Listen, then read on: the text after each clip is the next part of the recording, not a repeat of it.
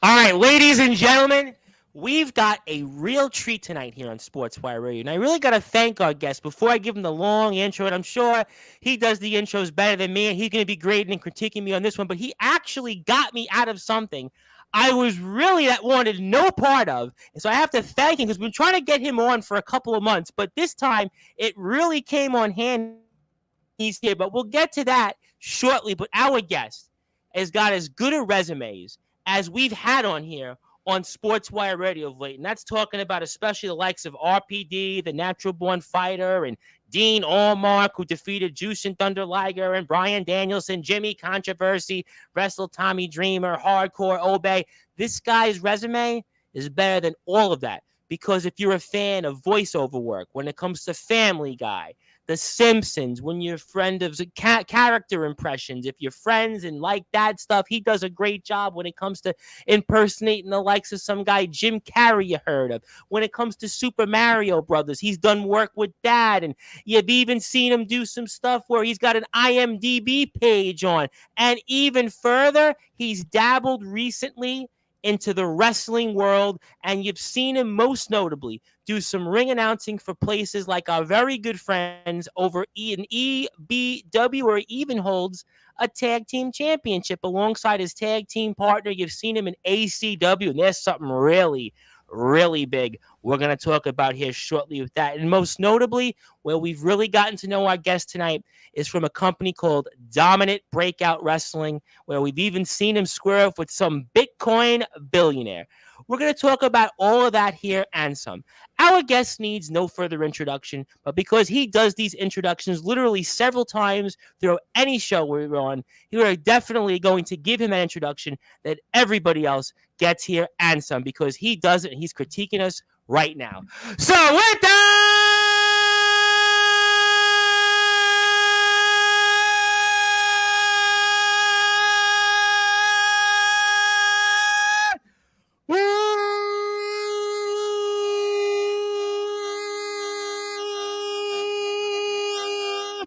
without further ado here on the Sports Report,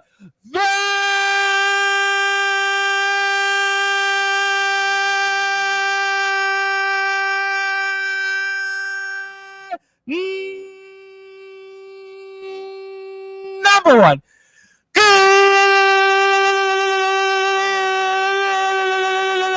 global sports show voiceover actor, impressionist, wrestler, and ring announcer. His name is DVG.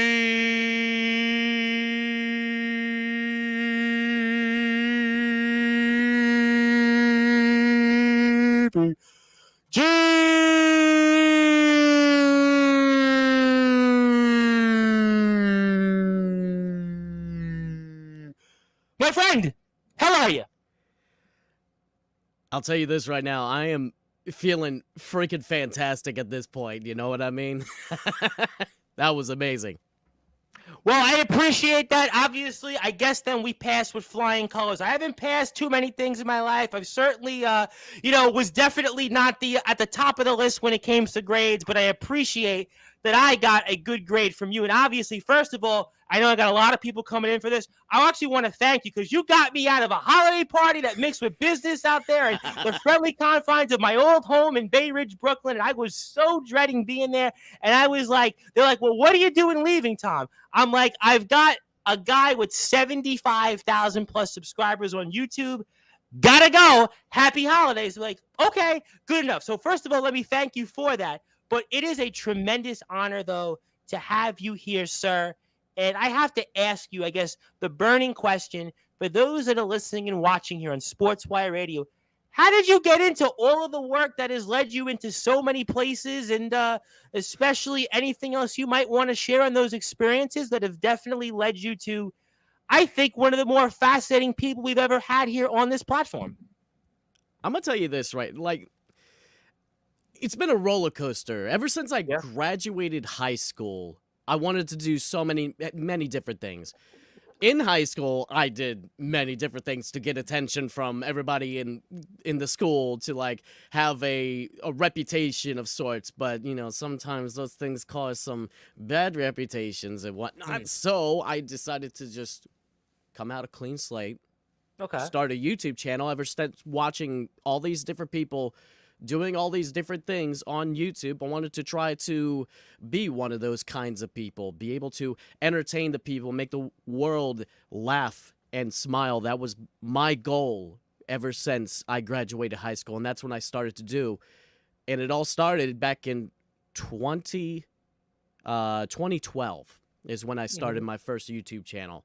And it all started with the Super Mario voice impressions. I don't even know if I can do it anymore because I'm not going to put you on the spot. You are DVG. You've got a big following. And the last thing I want to do is anger anybody with big followings. And I owe you a big thank you because you got me out of a holiday party mixed with business. And if I didn't get out of there, I would still be there. And I'd probably be there till 1, 2 in the morning. And I didn't want to be there. So I am not going to put you on the spot, sir, when it comes to any impersonations you've done throughout your career.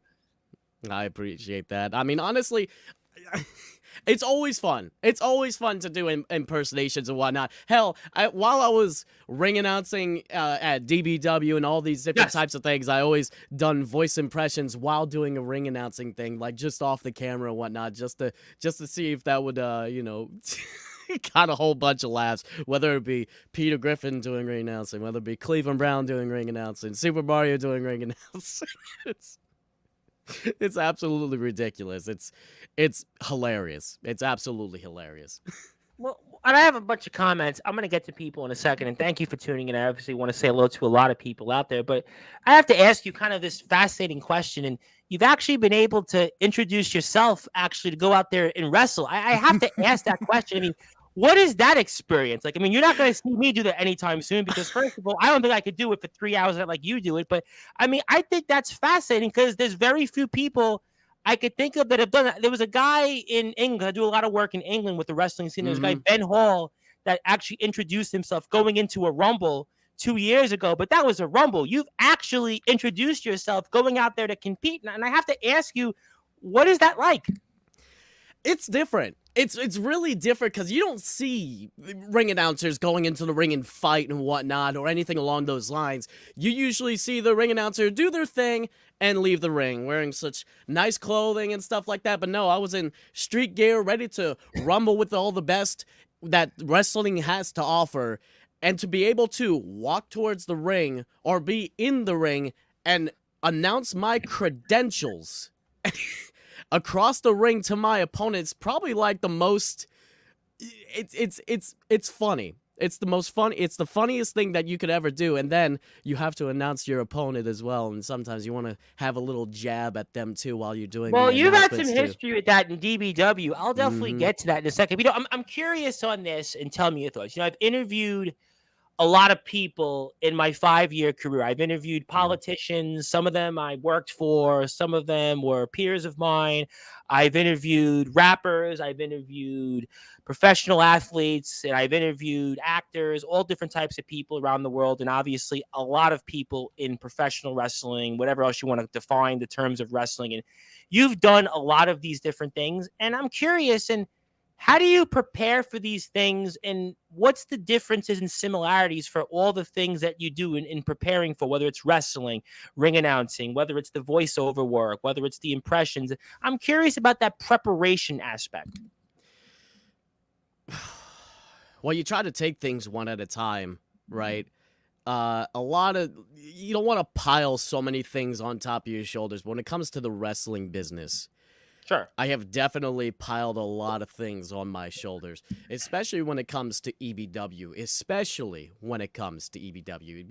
When it comes to EBW, right? I do ring announcing.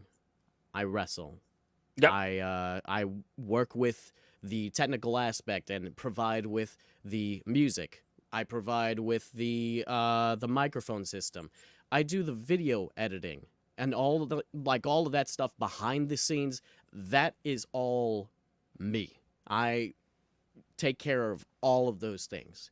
The other person that does the booking, they take care of their things. But for the most part, when it comes to the media, when it comes to all of that, it is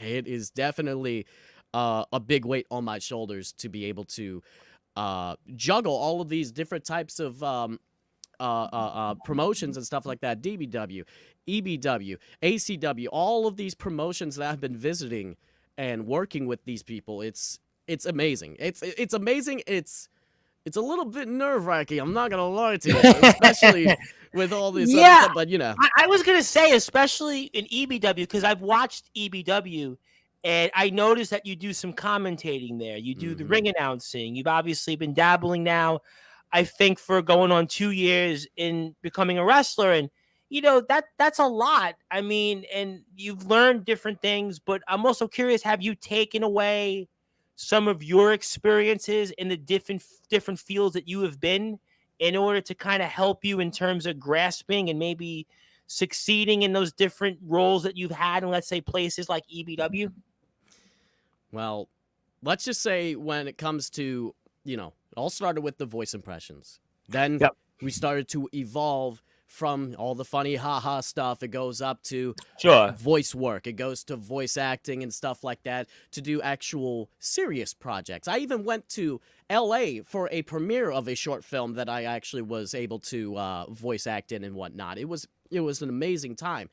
And I actually had some roles where I did ring announcing in a cartoon and stuff like that too.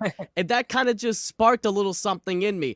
There was, because I always loved wrestling. I haven't watched it as much as I should have, because That I was didn't gonna be really my have. next question. I was kind of Yeah. wondering about that because a lot of guys, like for example, RPD was a boxing champion before he Mhm. became the #1 independent wrestler in the UK, and I've gotten to know him, and he would say, "Well, I actually always was a wrestling fan," and there are some people that may fall into different categories in that. But were you always saying, "You know what? I want to be in the wrestling business. I want to be a wrestler. I want to be a commentator, whatever it might be." I'm just curious on that because you've had different roles where you've had certainly very high levels of success. And I'm just curious on that. So it all started with Grand Theft Auto 5. There's this Okay. little mod that you could put onto it that makes it a role playing experience. You can create your own Sure. character and do whatever you want. They had fighting clubs in the GTA 5 world, this whole universe with a whole bunch of different people that would love to, get out and fight and everything. I did ring announcing on there. That was my very first sort of major role of how I got into this whole entire thing, was that universe. So I have to thank New Day RP for things along those lines. They are the ones that really kickstarted me into this whole thing. And then I started searching up different types of federations and promotions, and it led me to EBW. And that was my first home, and it's going to be pretty much my forever home in a way. They welcomed me with open arms. Didn't know who the hell I was, but I pretty much took over that place in a storm with upgrading their equipment, because trust me, their cameras and stuff like that, they were I very mean, you can definitely tell. Well, you can tell in some places. Obviously, DBW doesn't have that problem. EBW does it, but there are some companies, and this could be pro, this could be underground, yard, whatever you want to call these terms at this point. You can tell which companies have the better, let's say, visual layout or the overall production. So you can definitely tell in that aspect, even if you're not in that particular field, by just watching it at home. So no question about it. Exactly. It's definitely a process, especially when someone as stubborn as Double G wants to keep to the old ways and wanting to just stick to the same type of scenario that he's used to, that he's comfortable with. But having me try to edge him over into that unknown to be able to upgrade his product and stuff like that on EBW Pro and all that good stuff, it has been gorgeous. And he loves every single thing that I have done with the product itself.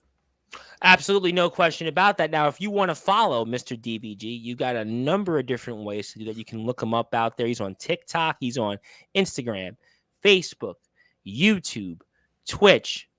Instagram, just over and over and over, all these great platforms. You can check him out. Want to buy some merchandise? We have the link there. Also, if you want to check him out on IMDb, he's even got an IMDb. I mean, very few people I know have an IMDb page, and he's got, and again, Instagram, Facebook, YouTube, Twitter, and Twitch, all the same, that voice guy.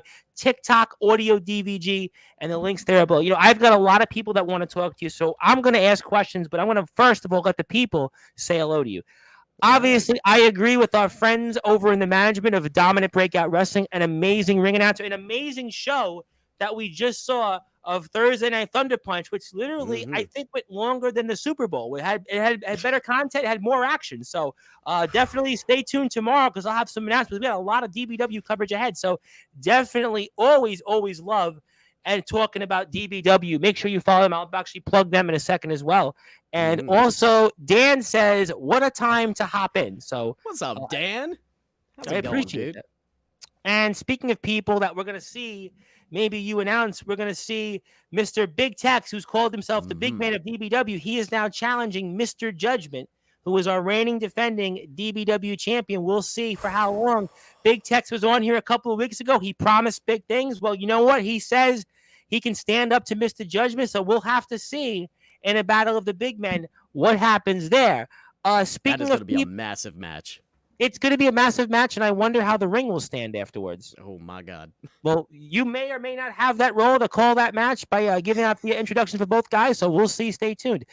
What up from an individual that may or may not we know, so stay tuned for an announcement on that. Thank you for tuning in. You have a big fan there. There's my love, so obviously your love is there, so thank you for your love to tune in, your better half that is allowing you to have those opportunities to be out there for great places like EBW, ACW, DBW, and everything else I'm missing. Such an amazing guy, my broski. Thank you for tuning in as well. Really appreciate that. And the Cleveland Brown comes up a lot in DBW. It's funny, so let's talk about it. Why does it come up so much? So why does it come up? I want to know. Like I said, when I was just messing around with ring announcing and stuff like that, I'll do Peter Griffin voice, or I'll do Cleveland Brown voice. I'll be like, the following contest is scheduled for one fall. It's just hysterical. It's freaking hysterical. You know what I mean? It's freaking ridiculous. Well, you know, Mr. Griffin, how do you hold it in though when you're calling these matches, sir? Listen. These guys can move a lot faster, especially this guy right here. He can move a lot faster than I can. Okay, I'm freaking fat. I have no dexterity when it comes to my fists and fury. He's got a lot more fury than I'll ever have in my freaking life. Well, that's why you definitely want to follow DVG and all those platforms, and also Ohio Roach and a man that you know very well in DBW and also EBW from the Golden Dynasty. A man, by the way, who's moving up the food chain in DBW. I mean, no matter what you can say about it, he got a victory over the Blaze Ace Christian, Mr. Jackson Sabre. I mean, biggest win of his career, I might argue, over the Blaze Ace Christian, who right now in the Kings and Queens magazine is ranked in the top 200, and he knocked him out. He beat him. I mean, so a man, a nemesis of yours in EBW is here. We also know him very well in DBW. And anything you want to say to him? What's up, Jackson Subaru? How the hell are you doing today? We and him had definitely cross paths, especially in EBW. It was actually not my very first match, because my very first match, which was up against Max Vaughn. It was against Max Vaughn, and I had to beat him in order to get my hands on Jackson Sabre, which I did beat him in my first match. Jackson Sabre, however, for the major debut match of DVG, Destined Victor Glow, unfortunately, I came up short. And Jackson Sabre beat the ever-living hell out of me and wanted to put me in my place, which is perfectly fine. But you know what?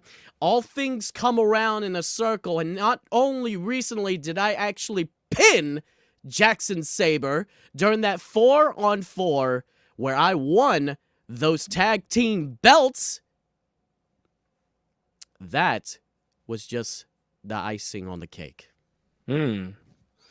So I guess conversely, before I get to comments, what does it mean to you then to be one half of those EBW Tag Team Champions alongside Double G? It's surreal, honestly. It's not something that I expected, right? It's not something that anybody really expects. It's you get so many different barricades in front of you, and you try to hurdle over them, and you like I said, surreal. I'm actually at a loss for words, and I'm a guy that talks a hell of a lot. So That you definitely do. I mean, there's no question you've done a lot. And I'm just a follow up to that. I know you've accomplished a lot in your life. You've got, thousands and thousands of fans. You've got an IMDb page for crying out loud. You've done Mhm. impressions where, millions of people have heard it. I mean, but, how does that tag team championship compare to a lot of the accomplishments that you've had in your life? There's a difference between having gold around your waist or over your shoulder and having that many fans that you have on your YouTube channel. The only difference is the fact that you have to get to 100,000 so you can get that damn plaque and whatnot. Yeah, from there's a YouTube and guy whatnot. that comes on the show here, James Taylor from Tennessee Backyard Wrestling, and he's got 40,000. And then TikTok, he's got like 70,000. So he's been like all about, I got to get paid. I got to get my monetization and those checks. And he's been, but he just can't get over. He hasn't grown enough that he's there. But you're at 75,000 on YouTube, which is like, again, just Mhm. amazing. It was definitely a journey, and it's been 10 years in the making. 10 Wow. years, 10 long years, and it's a journey that keeps on going. And honestly, when it comes to YouTube, things have definitely changed from all the way back from 2012 to 2023. It's definitely a big jump, especially when it comes to algorithm, to how things work, how easy you could get views or anything along those lines. It's a very difficult genre to get into nowadays, especially. So if Yeah, you try to, yeah, you I try to agree with get that. yourself into YouTube, and it's going to be a major process. I can guarantee you Oh, that. It's a absolutely. lot Listen, easier back in the day. no question. And as somebody, again, I've been doing this for 5 years, and I was on Skype through SoundCloud. We have an internet radio dial, and Hmm. we're on these different platforms. And obviously, everything adds up in itself. But again, we are very honored to have on here Mr. DVG. My name is the Reverend Tom Bryce, your voice of all wrestling, the host of the Sports Report, the man behind Sportswire Radio. And if you'd like to follow us here on YouTube, you can do that here in the link below for past, present, and future DBW, EBW shows. Also, Mr. DVG himself. So make sure you hit that follow button. Definitely check us out. We're definitely getting there. And obviously, I'm very, very honored to have this man here with us. But let me get to some more comments. I got tons of them here. Also, hi, Roach. That's from Miss Mortis, obviously.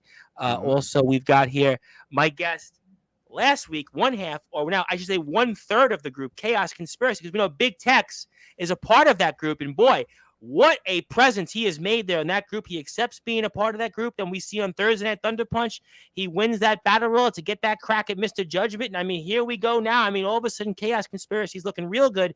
And tomorrow night, I've got on Corey Graves to ask him if he's going to join Chaos Conspiracy. And these guys, all of a sudden, they're moving up in the numbers. I mean, in fact, they're doing maybe so well right now that apparently I saw from a birdie, Robert Pearson actually cut his hair. I mean, you got more hair maybe right now than Robert Pearson, from what I hear.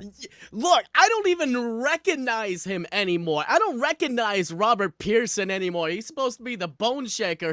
I don't think he's a bone shaker. He's more like, No. I guess, Chase Wakefield now in terms of his look without the hair. Well, okay, let's not go too far. Let's not go too far when it comes to Chase Wakefield. He has a little bit more, he's trying to compete with you with the mutton chops right now. That's exactly what's going on right now. That's exactly what's going on right now. At my holiday party I was at, there was an 8-year-old from I'm on a radio station Wednesday nights, and one of my co-hosts, her 8-year-old daughter came by and wanted to actually pull off my mutton chops, and I was like, well, it might take you a little longer than just by pulling on them to really actually rip them off. So I guess I'll have to see on DBW TV, especially for Merry Mayhem next week, if Chase Wakefield does actually have these mutton chops, I suppose. But yeah, Mr. Bone Shaker doesn't look like the Bone Shaker to me anymore. He looks more No, like, he's you know. Like a tree without leaves right now. Yeah, that's well, you know how fall comes around. Now we're into Yeah. winter. We are definitely in winter, and we are definitely getting all 4 seasons here. And I want to give somebody actually a birthday wish, a happy belated birthday to Mr. AJ himself. Obviously, we saw a lot from Austin him on James. Thursday Night Thunder Punch. Yep, but man, we know our EBW World Champion. We say hello to him, obviously, and hope that he gets well and continues to do all his good things. I want to say hello to actually one of my big supporters out in the state of Indiana for one of my favorite companies, XCW, certainly the gold standard in this sport. Mr. Michael Blackheart. His father-in-law is Festus Davis, one of the top referees around in this sport. He says, "Hello, hello, Rev. Killer booty. I got a few for myself." I know the bow tie. He meant the Yeah, bow tie. bow I was like, tie. Yeah. booty. I was like, Mike, okay, the hold bow on a tie. second. Well, I'm not gonna stand up then. I was gonna say, I was like, but I now I see the bow tie. Yes, thank you, Yeah. Michael, for pointing it out. Just gotta spell it BOW, so I don't look like a total nincompoop. But that I always look a nincompoop anyway. But hey, who's coming? But I got a good question. And Michael does say bow tie. My apologies. Thank you, Michael. You told me 5 minutes later, which I have no eyes these days. But I have a good question though for you. Who was your favorite person to fight against in your career so far? Oh man. Okay. Hmm. That's gonna be a tough question Yeah. because considering the fact that I am not really too much of a wrestler, I've only been in like a handful of matches, I right? was gonna say, what have you wrestled? 10 matches, maybe something like that. 10 matches, but I will say this, considering the fact that I've been recently, for about maybe a few months now, training under the surmise of Riot City with Sickened. And I I've been did see training that. with, Yes, I did see it on yeah, YouTube. Yep. I've been training with him and whatnot. So Sickened, Ron Holiday, Eric Ecton, and Matt Wild, a bunch of different names that have been training me under their wings and whatnot. So there's a bunch of people on them. Dan, who just recently commented, he's actually one of the students over there as well. He's Oh, a Dan, vet. thank you, Dan, for tuning in. Then Yeah, he's definitely, I'm really looking forward to you, good. Dan. You want to look out for him. He's Oh, really and we good. love to talk with anybody on Sportswire, so definitely is an open door policy there. And I actually have a side question on this. I know I'm going to do a lot more plugs in a second. We're going to hang out here for a while. Got a lot of people tuned in, and I don't know this, so maybe you can help me because obviously you're crossing over now to being a wrestler. Originally you started out, you weren't a wrestler. You were obviously this guy who came from different worlds, certainly, no question, had a lot of success. And now you've crossed over from being just a ring announcer, even a commentator, to being a wrestler. So you might know where I'm going with this. Do you think that maybe you've become one of the boys? Have you now become one of those guys where everybody looks at you like the same way because now, you've kind of become a wrestler? I know maybe I'm breaking the fourth wall here or not. Maybe I'm saying something I shouldn't say, but there's a lot of people out there that might be curious because you do have a very, very unique situation you're in. So do you feel like now that you've learned to become a wrestler, that have you become one of the boys? Is that something that makes sense in a question that you get? And talk to me about it. See, I don't think I really can answer something like that. That is more Hmm. of the question for the people that are around me and So whatnot, should I whether ask they Chase think Wakefield so. this question? Go ahead and ask him if you want to. I'm pretty sure he's gonna say, there's not enough Bitcoin in that, but whatever. Hmm. Hmm. Hmm. But regardless of that fact, considering that I've been into this for nearly 2 years now, Okay. I can say for sure that I'm very easy to get along with. Let's just put it that way. You see me in the locker room and everything like that. I love to come up to everybody, shake their hand, introduce myself, No, say I've hi to heard good them. things about you. I mean, we've Mm, spoke a little bit. I don't get the impression that, obviously you're some guy that comes in with obviously an ego with all the success. Obviously, no pun intended to ego the group. I mean, I don't get that impression. I mean, listen, what do I know, right? I'm a nincompoop anyway. My lovely friend out there in Sheepshead Bay, Brooklyn, Zena, would probably agree with that. But the point is that I don't get the impression in the DBW locker room really is a very tight knit locker room. I don't get the impression that you would kind of come across a certain way that maybe would rub people the wrong way, if that makes sense to you. no, I try to make friends with everyone. If anybody has any problems, they can come to me directly and say it to my face, or they could say it behind my back. I'm still gonna hear it regardless. It's one of those types of things that, it's you give respect and you get respect. It's a Gotcha. two-way street. You always got to put your best foot forward, especially if you're trying to make a good impression in the wrestling business. Everyone is pretty much a sweetheart in the wrestling business. We're all a tight-knit family, unless you got an ego in your head that you're just brooding But yourself in a corner, DBW you to know? me is a different animal because Mhm. DBW, as obviously Mr. Phillips said on Thunder Punch, has a roster of between 36 and 45 people. That's a Mhm. lot of different personalities. That's a lot of opinions. That's a lot of people that come from different backgrounds, different Mhm. walks of life. So that's why I was curious because, again, you didn't start out as a wrestler. Most of that locker room, they wanted to be a wrestler or they had a football background, and that's why I was curious on that. I'll quote this from one RJ Carnage. Oh, yep, I While heard of him. Okay. we're doing warm-ups and everything like that Mm-hmm. with a whole bunch of people in the ring in DBW, I heard from him telling everybody, "Hey, don't let the ring announcer outwork you." And they said that, and they got their they got their asses moving. So it's more along the lines like, "Hey, I may be a ring announcer, I may be a little bit chunky around the waist and whatnot, but hey, I'm here to do work. I am here to make sure that everything goes smoothly. I'm here when it comes to the technical of the background and everything like that. Everything behind the scenes goes smoothly, So Mm. everybody has the best time of their life, whether they're watching in the audience or whether they're going through that curtain and listening to their intros. Gotcha. It's as simple as that. Gotcha.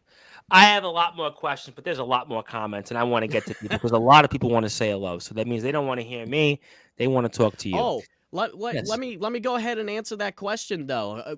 Sure. Favorite person to fight against? Because I didn't say who. I will say I am very surprised because this would have been my first time on a one-on-one fight with DJW.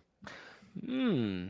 DJW surprised the hell out of me, beat the hell out of me, and yeah, I actually respect him in a good way possible. Yeah. So DJW has been one of my favorites. I'll just put it. Even though I am the one that started the DJL chants. Because that whole story is just pretty much DJW, more like DJL.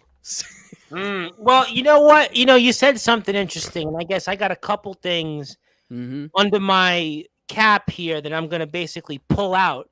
And speaking of DJW, what if I were to tell you that DJW was coming to Sportswire Radio 2 weeks from today at midnight, December the Midnight. Ooh. 31st? Yep, midnight, December 3rd, going into the 31st.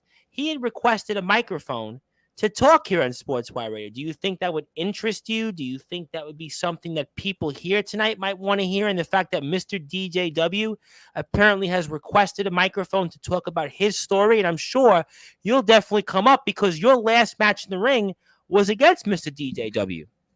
It definitely was. So he wants the New Year's resolution treatment, huh? Yeah. He wants to go into the new year with a interview and everything like that. I see how it is. DJW. Hey, DJW, if you're watching this right now, I get what you're trying to do. You're trying to put one over yourself over everyone else, and I see how you're trying to get this going. But DJW will always be DJL in my book. Ooh, well, you know what? He's going to be here in your chair 2 weeks from today, and he's going to get a chance to talk about what's on his mind. So that's going to be definitely one you will not want to miss on especially the Sportswire Radio YouTube page. I have a lot more comments. Let me get to them. Sadly, it don't matter in the record books, but we both know the real reason why you have those tag titles. I ain't mad, though. And obviously, he's acknowledging something that he said here on Sportswire a couple weeks ago. It doesn't matter really in the record books. The wins and losses don't tell that story, only in who won and who lost. So obviously that is something that I'm sure we'll hear a lot more from Mm-hmm. Mr. Jackson Sabre, who do, by the way, though, got the biggest win of his career on Thursday against the Blaze Ace Christian. I mean, what a big win that was against a former world heavyweight champion in DBW, and he's definitely Jackson Sabre could really be moving up that ladder. And the Blaze Ace Christian, by the way, I got an announcement for him in a little while. You're gonna want to stay tuned for. Very impressive. DVG is on the rise, but keep those EBW Tag Team Championships polished because I'm aiming to make history in EBW. Well, you know what? We'll see when you come back in the ring later. As if you didn't already, AJ? What you trying to do? You trying to outshine yourself now? He's already made history. He's one of the greatest wrestlers in our generation right now. What else can he do? That's my question. He's trying to one-up himself now. Well, apparently he said on Thursday Night Thunder Punch, it's now time for him also to get singles gold in DBW. So maybe he's more about consolidating all the gold into his camp. And we know the Blaze Ace Christian is trying to get the tag team championships on behalf of Ego, although he certainly, again, took an L himself in his own right against Jackson Sabre. And his slide and Ego's slide in DBW, though, is continuing. As DBW right now, Ego is definitely not in their element. And speaking of element, Elemental Raven says, Waves, hello, how you doing, Elemental? I hope that you are doing well. And also, Michael says this isn't one of those streams. I don't know. We're not going to talk about booties, okay? Okay. Oh, fair enough. I was going to say, it was from the booty comment. Well, my lovely lady friend, I would certainly say no comment on that. But also, Jacob Cassidy says, to quote Ron Holiday, what that mouth do? Okay. Interesting from the prodigal son, Mr. Jacob Cassidy, obviously. Well, I'm going to be talking Chaos Conspiracy tomorrow night with Corey Graves. Corey Graves is here in the house. I announced it last week. I'm re-announcing that again. Corey Graves is going to be here, I think, about 9 o'clock Eastern time tomorrow night. So we're going to be talking a lot about Chaos Conspiracy, Big Tex, Robert Pearson, who doesn't look like the Bone Shaker anymore. He's got basically literally no hair there. I don't know what we're going to call Robert Pearson anymore. I don't know what the nickname's going to come. You've got the job of calling his matches and obviously introducing him to the ring. Shaker. Well, you're going to have to figure it out because he's definitely not what we used to see, especially here in Sportswire. Like a boneless pizza. Anyway. If that's a thing, Jackson Sabre says he's getting lit while watching this. Well, you know what? My lights are lit, so I hope that that's what you mean.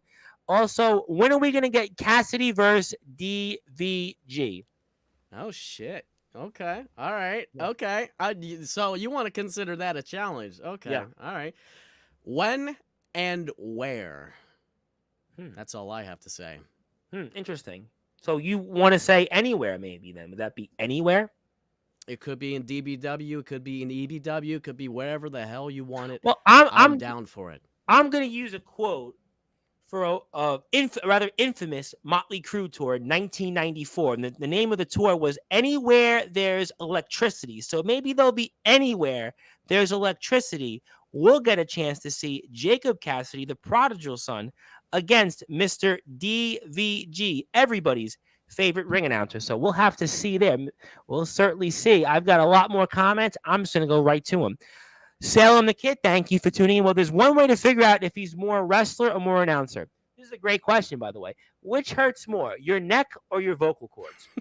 That's a damn good question, actually. Considering that I've done more announcing than everything like that, I can guarantee you this. Doing a show after show after show from Monday, Saturday, and Sunday of complete wrestling and announcing all of those shows, my vocal cords are pretty much shot after show number 2. At show number 3, I'm just pretty much gasping for air.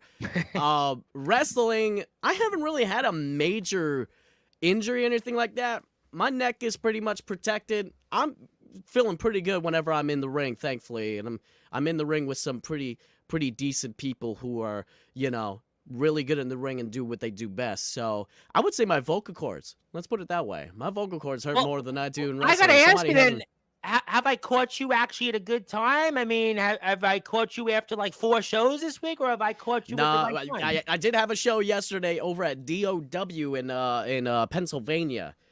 Defiant Order Wrestling, where there are a whole bunch of people over. Yes, I know Defiant Order Wrestling. I saw that actually in Kings and Queens magazine. I saw that the guy actually.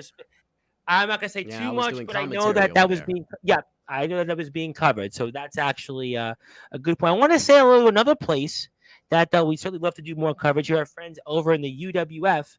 And shout out to DVG, a great announcer, and want to say, keep up the hard work or the good work in the ring. And remember, always stay humble. Absolutely. And if I could also add for the Twisted Sister acronym, stay hungry also, because you got to do well in the ring and you want to get out there. So stay hungry also. Stay humble and stay hungry. So because stay hungry, because you want to keep moving up. You want to keep going up that food chain. So that's my little one here. You're not wrong about that, especially when you mean that literally. You have to stay hungry, literally, in your tummy, because if you eat a whole bunch before you wrestle, it is all going to come back up. Well, I mean, I don't have those issues, but if you do out there, don't be like Psycho Sid in WrestleMania 13. Famously, the famous story was he's defending his World Heavyweight Championship against The Undertaker, and well, something happened to start the match. So you don't want to have that incident. So definitely, we'll have to see. I want to say hello to, speaking of Pennsylvania, my good buddy, Mr. Ron, who says, good evening, Tom. And Big Tex wants to say, maybe I come down to EBW and make an impact. So, Mr. Big Tex, you might want to think about Mr. Judgment first, the final boss, the DBW champion, and then see where you go from there. There is one thing that I do want to see between EBW and DBW. There's one thing that I definitely do want to see. The two big dogs, the two top dogs, especially when it comes to Double G, a.k.a. Iron Bull Argus, going up 101 against Mr. Judgment. I would love to see those two collide. Well, you know what? Mr. Judgment, obviously the final boss. He's the prophet of purgatory. He has been, I would dare say right now, the top big man in this sport, and what he does in the ring in Double G. I mean, that's something obviously those companies can maybe figure out and work out. And 2024, that could definitely be somebody's New Year's resolution. So stay tuned for all of that.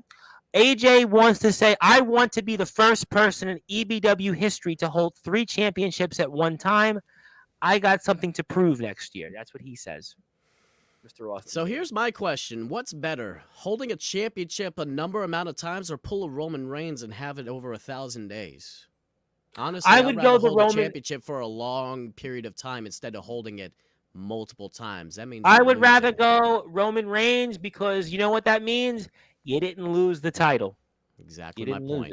You didn't lose it.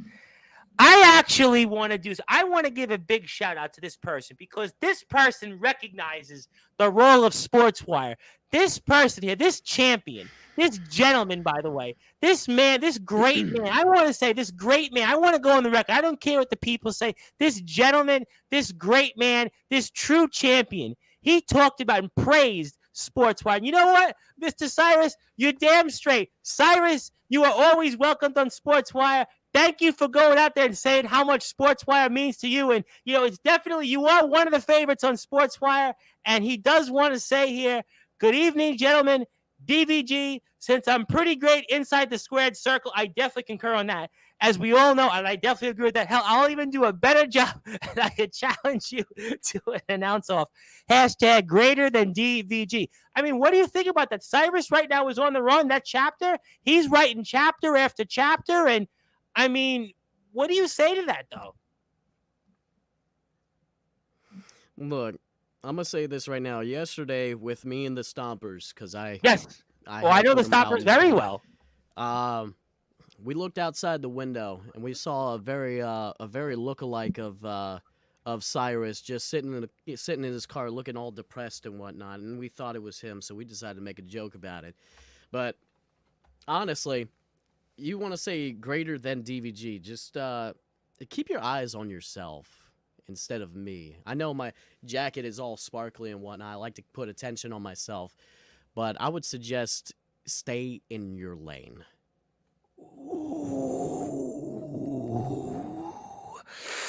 Ooh, you can feel the tension cut like a knife. Ooh, that cut more so than when a butcher cuts you that meat that you asked for, and that steak, whatever you may want, that's certainly cut. And that's why you want to follow Dominant Breakout Wrestling on Facebook, or Dominating Backyard Wrestling, YouTube especially, where you can watch the most recent Thursday Night Thunder Punch show, and it is a doozy of one to watch.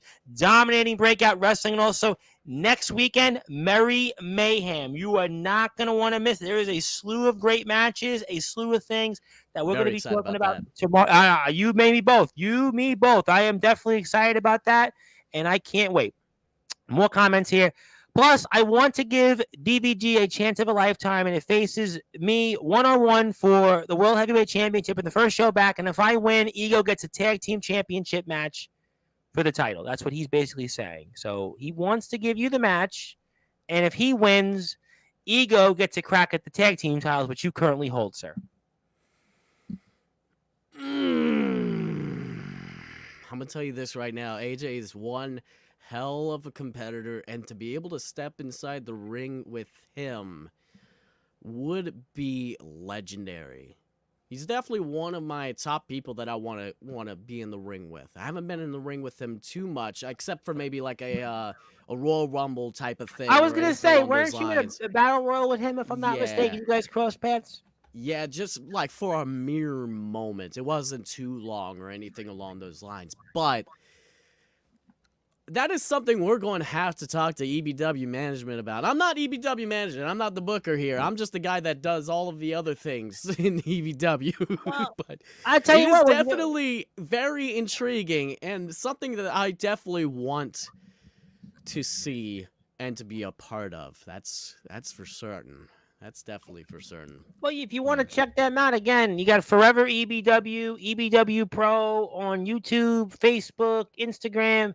Check them out and drop them a message. See if you want to see AJ and DVG go at it, let them know, and maybe they'll take you up on that. So speaking of our champions here, our leader, the most dominant man in this sport, he is one of the highest ranked wrestlers right now in Kings and Queens magazine.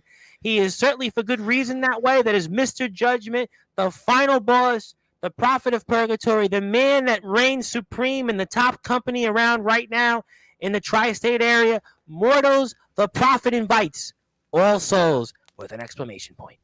Let me put it to you like this. Mr. Judgment is definitely one of the best in DBW. He says that he is the final boss of DBW. Well, let me put it to you this way. Unlike the gamer, I'm also a gamer as well, but I'm one hell of a gamer. And when it comes to final bosses, I tend to beat them without an inch. So, Mr. Judgment, one of these days, once I get back into the ring once again, whether it be to earn a spot to that championship that you hold, I want my shot against you as well. Ooh, well, you know what? Big Tex is obviously going to get that shot. We're going to see that next week. I mean, obviously, we will see what Big Tex can come up with, but Mr. Judgment's run here as DBW champion, I mean, it has been as good as anybody's I've seen here in this sport, especially in 2023. I've had a who's who of champions around the world on, and I would dare say he's been the most impressive. So that's why you want to follow DBW and all their social media platforms. And Big Tex wants to tell me, Tom, I told you in my interview, it's like clockwork. When one weasel shows up, the other one is not far behind. Mr. Cyrus says, ha, exclamation point, my lane. I'll gladly stay in my lane as long as you stay in yours and don't become a chapter like the rest of the roster. Oh, that's rich coming from you. Why don't you stick on writing your own book and I'll write mine, okay? I have my own chapters to write. You are getting close to your end of the book. There's not a lot of pages left. He got a win, though, yesterday alongside Mr. Judgment against Chaos Conspiracy at Thursday Night Thunder Punch. He got a win. That's because he's alongside Mr. Judgment, not himself. Well, we'll have to find out. I mean, obviously, those are things we'll certainly talk about. But my name is the Reverend Tom Bryce, your voice of all wrestling, the host of the Sports Report, the man behind Sportswire Radio, your voice of all wrestling. We are here right now with Mr. DVG, a phenomenal ring announcer who does a number of different things here. And he's certainly playing around here with his video and screen. You can check out DVG on a number of different platforms, including at Dat Voice Guy on Instagram, Twitter, Facebook, YouTube, and Twitch. Also, check him out at TikTok, Audio DVG. You can also buy a shirt from his website. Also, you can check him out on IMDb. You can check him out here, and all that information and a bag of chips you'll find out from Mr. DVG. And if you like what you hear from us on Sportswire Radio, we have a brand new website, which is at sportswireradio.org, where we have a number of different things where you can see the roster of all of our internet radio shows. They have a podcast out there if you want to play live music, if you want to hear yourself around the world for free. I handle all of those costs. I give you the opportunity to hear your voice, put your voice out there. You can go to sportswireradio.org. We have about 12 different podcasts. It's in all different things, sports, it's in wrestling, it's in music talk. You can check us out there. We also have a brand new website if you like to see some of the things we write about it, all the different press releases on DBW stars and other wrestling stars around the world. You can check us out here on Tumblr at Sportswire Radio. And again, if you want to see past, present, and future DBW shows, because tomorrow night, Mr. DVG, I'm here not once, but twice when it comes to DBW, because kicking things off for us, and we'll see how my voice really holds up, 6 o'clock Eastern time, the Blaze Ace Christian returns live to Sportswire Radio. So if you're dealing with another winter storm with thousands and thousands of inches of rain and 70-mile-an-hour winds, and you're worried about you got to duck for cover in your home, head over to our YouTube page and watch what the Blaze Ace Christian has to say. And he's got a lot to get off his chest. In fact, he specifically told me he's got a lot to get off his chest, and he is going to be addressing a who's who of different people, maybe even including Jackson Sabre, maybe even including Divinity, Mr. Judgment, the Heretics most especially. And he's going to talk about all things related to ego. So you are not going to want to miss that one. Again, 9 o'clock Eastern time, Corey Graves to talk about will he join Chaos Conspiracy. He'll also talk about his own situation for the Anarchy Championship. He'll talk about his newfound very, very good friend, Big Tex, challenging Mr. Judgment. So if you were a fan of DBW, you're in the right place, because tomorrow, all evening, we're going to have you covered again with the Blaze Ace Christian, and we're also going to have on here Corey Graves. And then Monday night, 10 o'clock Eastern time, in his first words since winning the WCE All-Out Championship, the picture of perfection, Kodak Kid, returns to Sportswire Radio for the first time in nearly a year. You are not going to want to miss that one, 10 o'clock Eastern. So if you're bored with CM Punk, you're bored with Seth Rollins, you're bored with the Judgment Day, you just want to make fun and look at my mutton chops all day like my lovely friend Xena in Sheepshead Bay, you're in the right place, because I'll be there Monday night, 10 o'clock, but especially one more time, 6 o'clock, the Blaze Ace Christian. I get a little bit of a break in between, 9 o'clock, Corey Graves. So hang out with us. But right now, we are hanging out with Mr. DVG, talking all things related to his career, EBW, ACW, DBW, and everything else, like my old friend, Downtown Julie Brown, and a bag of chips. I got a lot more comments here, so let me get to them. Here's a trip down memory lane. Rank the members of Violence Unhinged. LOL. Violence Unhinged. If I recall correctly, are we talking about old Violence Unhinged or what they were trying to be? All I remember was Jackson Sabre and Sean Newman. And then, of course, Jacob Cassidy when he was a part of it at that one point. Yes, Jacob spoke about that, I believe, last week on the show. Yep. So if we want to put those three together and whatnot, I'd say Jackson Sabre would be in the mid. He's mid. He's mid. He's mid. Mid. When you use the mid term, that's really not the most endearing term, I guess. I mean, if, you know. Okay, well, all right. Jacob Cassidy at the top of that list and Sean Newman at the bottom. I'm giving you a little bit of credit. You're at least friendlier than Sean Newman. All right. Well, you know what? I'll let them figure that out. Cyrus got squashed by me in the Rumble and then had to tack my knee after being eliminated. He's a coward. He called him a coward. So obviously, well, I'm sure Big Tex is not done with him, and he's got his set sight on that DBW championship and proving why he is the big man of DBW. You know, I'll come back to some of that. I want to come back to Chase Wakefield, but I have to ask you something that, you know, you kind of chuckled that I actually knew about you, because you were wondering before the interview, you know, did I do my research? Was I prepared? But you also have to remember, I was the man in politics here in New York in the rough and tumble world of New York politics, I was the man that would do the opposition research. So apparently, for those that are listening and watching on Sportswire Radio, DVG, you have to tell us about what was it like trying out for America's Got Talent. God. Okay, so I tried out for America's Got Talent 3 different times. First time was in Miami. The second time was in Virginia I don't remember what the place was called. And then the third time probably in Maryland. I don't remember. Either way, the first time I tried to just do voice impressions, it didn't really go over well. The second time I tried to make a story with the voice impressions, didn't really go well. The third time I did voice impressions in a song. And guess what? In that same year, there was another guy by, what was his name? I think it was like Brian or something like that did the same exact thing and did voice impressions in a song and whatnot, and just did multiple different types of impressions on a song. And I just like sitting here like, that could have been me. That could have been me. Why? It should have been me. So I act like Dolph Ziggler over here. Well, you tried at least. You tried 3 Yeah. times. I mean, listen, if it makes you feel better, I actually tried out for Who Wants to Be a Millionaire when I was in college. I took the test. I was I went to school not too far from Columbus Circle, and I took the test. So my mother and a few other people encouraged me, "Why don't you take the test?" And I took the test, and I got a pencil and I got a mouse pad when people had mouse pads back in the day. So I tried out. It was fun. So obviously I thought it'd be fun to share that experience. So obviously you learn something from it. Let me get to more comments before I talk more about you, sir. DVG, I'll talk to my good friend Fred Stars to get it official. Just need you to accept the challenge, my good brother. Well, stay tuned, I suppose. Stay tuned, I suppose. I was meaning anybody who has competed under the Violence Unhinged banner. So myself, Jacob Cassidy, Sean Newman, the infamous Montana Fatale, and Matt Belcastro. Okay, so if we're going to go with those people, we'll put infamous Montana on top.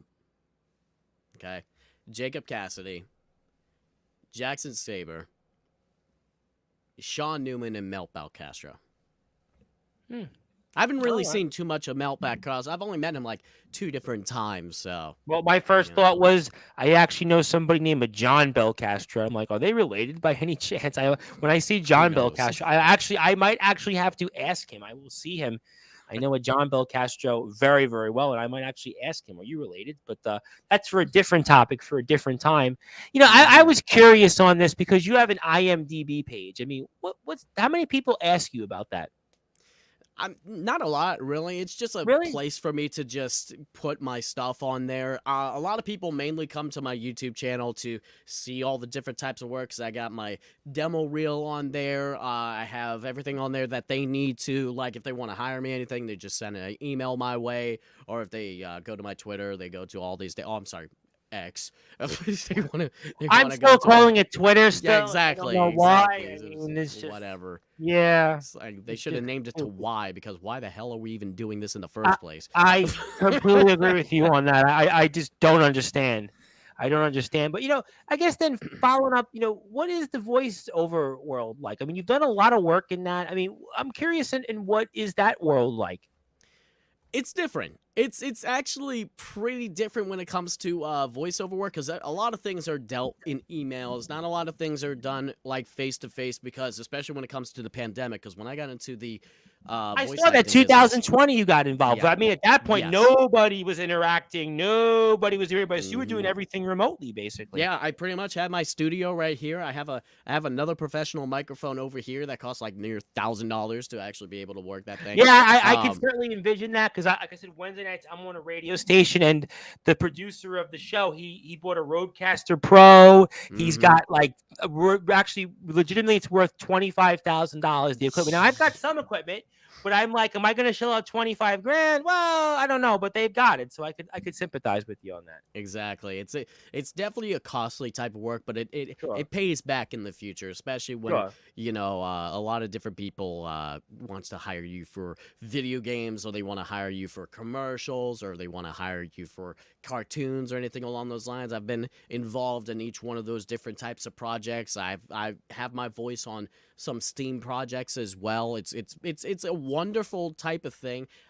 It definitely checked off a lot of marks in the bucket list for sure. It was definitely one of the more favorite things that I've done in my lifetime. That's for sure.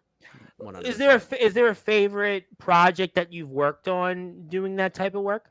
Oh man. I would definitely say the one that I went to LA for was the what was it called?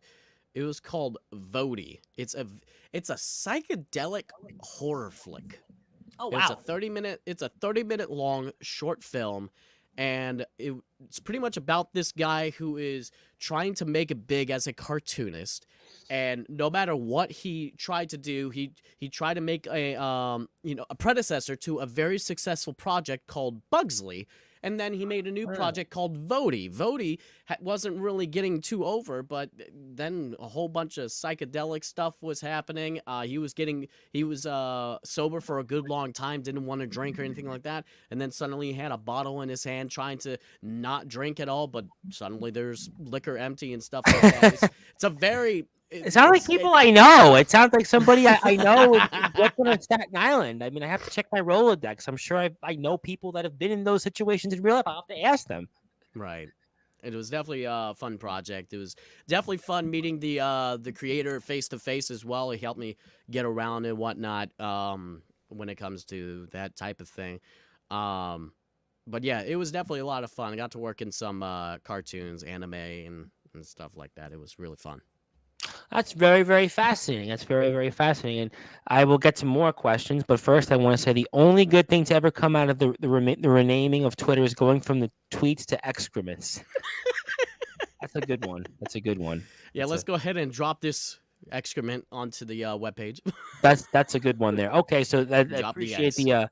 the laughter there. But were you always somebody that you could do impressions? I mean, was there a moment in time that you said, I could do The Simpsons, I could do Family Guy, Oh Super my Mario? Was god. there ever a moment in your life? I don't think I asked you that, and I was fascinated because everybody always thinks that they can do voiceovers, but to really do what you do and these other people. I mean, listen, Mark Hamill's had a great career as actually a voiceover actor. I mean, people know him from Star Wars, but he Hmm. wound up having a second career in this type of work. And I think it's a lot more difficult than people realize. And I was wondering, was there a moment in time? I know you talked about high school is when you started thinking about these things and you were doing a lot of the skits and you were doing a lot of those kind of like Funny or Die things that were popular back when I was in college. But I mean, was there a moment that you knew, yeah, it clicks, I can do it? It was definitely after high school. I was just in the public library using the computer, looking up some stuff. I was watching some YouTube videos. I was watching a interview of Charles Martinet. And Okay. that Charles Martinet is the voice, or the former voice, of Mario, Luigi, Wario, Waluigi Sure. for Nintendo and whatnot. And while he was like, practicing his voice, not practicing his voice, he's telling his story about how he got into the whole thing, how he dropped on a audition for being the Super Mario for Mario 64 and whatnot. I was just practicing his voice just right then and there, and I was like, "Okie dokie, let's go! It's Super Mario time! Woohoo!"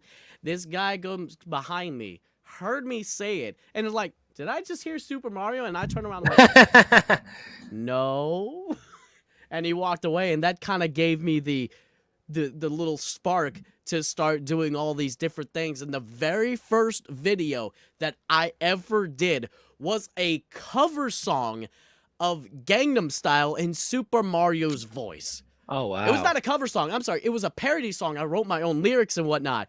And I Wow. made it. And it has near 10 million freaking views on YouTube I right was this going to ask second. you about that in terms of like you have stuff out there.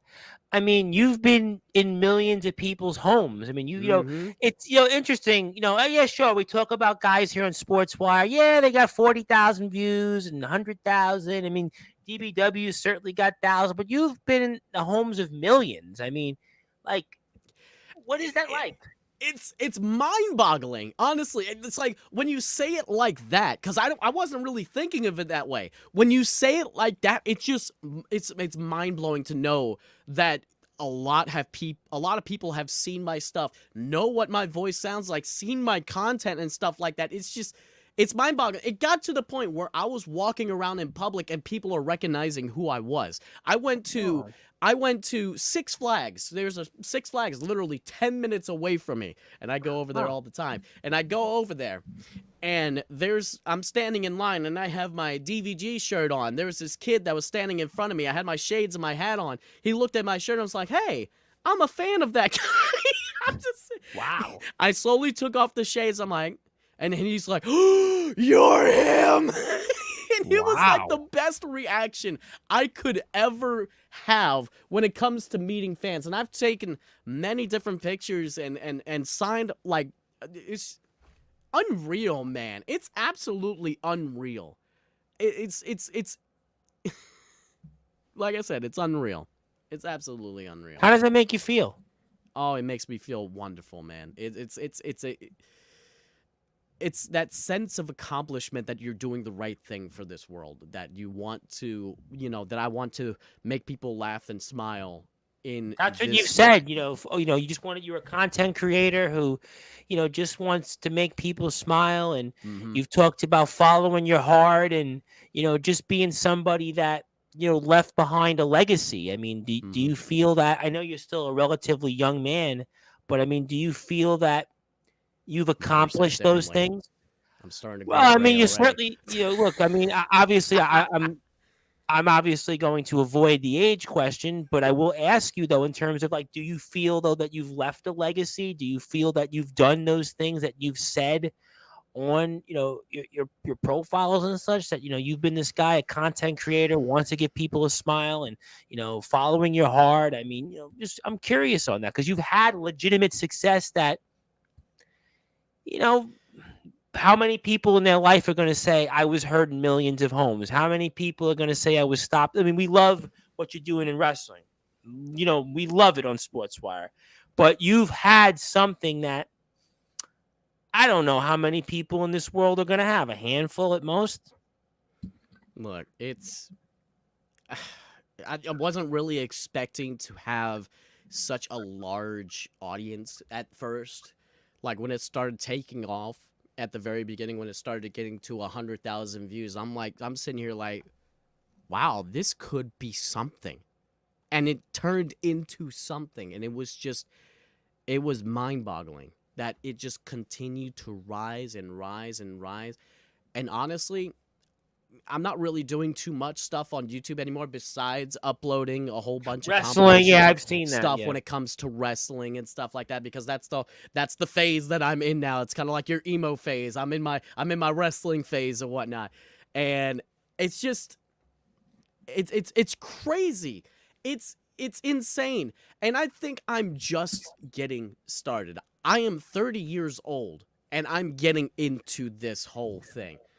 I'm just getting into wrestling, and it is just the beginning. And I feel in the wrestling business, I have already made a decent impact. But when it comes I to think you're getting YouTube, in at the right time too, because I think mm-hmm. you're at a good No, age. actually, I'm gonna cut that right there. No, I think I came at the worst freaking time, because had I known about this a long time ago, I would have been in EBW a lot sooner. 5 years ago, 10 years ago, I would have been in this thing a lot sooner.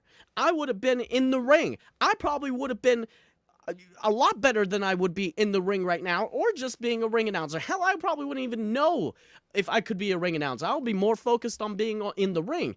If I were to wrestle 5-10 years ago in EBW or whatever promotion that I get my hands on at that point in time, I think being a ring announcer would probably come a lot later. It's that type of paradox, that type of time paradox that makes you think, what could have happened differently, and it's mind-boggling. I Well, keep I using mean, that look, word because but you that's got exactly what million. it is. Listen, but you know what? Listen, everything happens for a reason. I'll get to Mhm. AJ in a second. But you've got millions of views. You've done acting. You've got a website. You've got a lot of fans. So I mean, look, obviously, you could always look at the past and say you wish this could have happened or that didn't happen. But here you are, and I still think you got a lot to give. You're at a very, very young age still, and I think you came in at the right time. You could always look at it and say, well, what if I started at 40? Then you'd be really like a lot worse for you. So you're Yeah, 29, probably. 20, 28, 29, 30 is still the prime of your life. So I think you did it the right way. If you were 40, you would be saying a what if, and you could go out there and compete, sure, but to the way you want to do it, I don't Mhm. know if you'd be able to. So that's Right. something to consider. I see big things for DVG. Honestly, though, big fan of yours. Keep up the great work. And also, I hope you continue to get well, my good friend, Mr. Austin James. I think DVG work looks great in the black and white, or his look would look great in the black and white. So thank you for pointing that out, I suppose. Talking about hashtag ego. Talking about Okay. hashtag ego. I Okay. suppose. But okay, Frank, I want to talk to you about a company I haven't got a chance. I realize I've only got so much time with you, and I want to Mhm. talk about a company, ACW.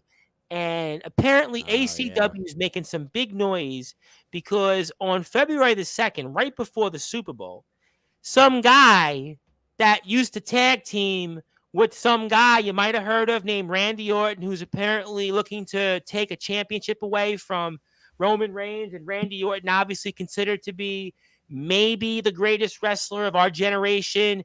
Maybe he's the guy to finally break Ric Flair's record of world championships. And this guy named Matt Riddle, probably heard of him, right?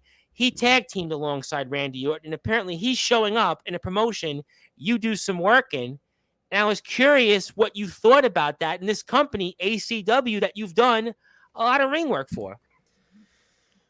First off, I want to thank Sicken for giving me the connection to James Ellsworth, to the guy that runs ACW, James Ellsworth.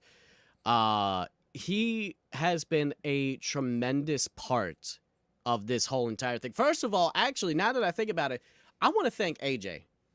AJ is the one that got me to talk to Sicken in the first place because he gave me the invitation of where we were going to IWL, the Independent Wrestling League over Yep. in West Virginia, and we had a talk with all these different types of people, and I was dressed up ready to go for ring announcing, but they had me become a manager for Warwolf Creed. I don't know if you are familiar with Sure. him. I've heard He's the name. I've heard the name. yeah, Warwolf Creed. I was a manager for him for a little bit. He's one of the he's the Prince Champion, I believe, at the moment for the Kings and Queens and whatnot.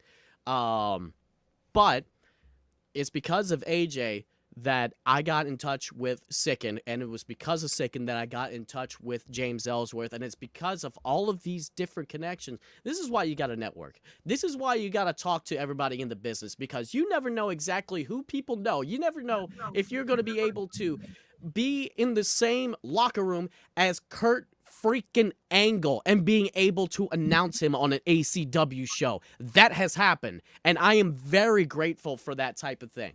It's ridiculous how many people that I've actually been able to come across, to be able to talk to be able to learn from. I have talked to many of our different generation talent and whatnot. I've talked to let's see, we Ricardo Rodriguez, obviously, right? Got to mention Ricardo him. Rodriguez, Shane uh, Douglas.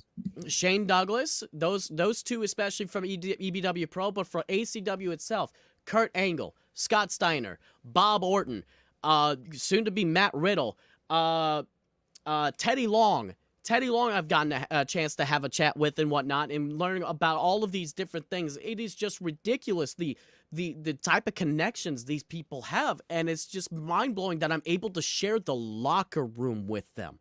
That is nothing that I would be able to expect. It's phenomenal. You know what is that? As Okay, AJ Styles returns, and he's looking yoked. you know what? Okay, so you mentioned a lot of these names. James Ellsworth, obviously, you know him very well. Ricardo Rodriguez, franchise Shane Douglas, Kurt Angle. And Kurt Angle, maybe pound for pound, the greatest wrestler of all time, Mhm. definitely in the discussion.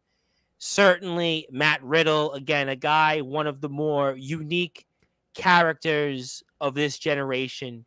And I'm Mhm. curious, you've been in hobnob with these guys, asked them for advice.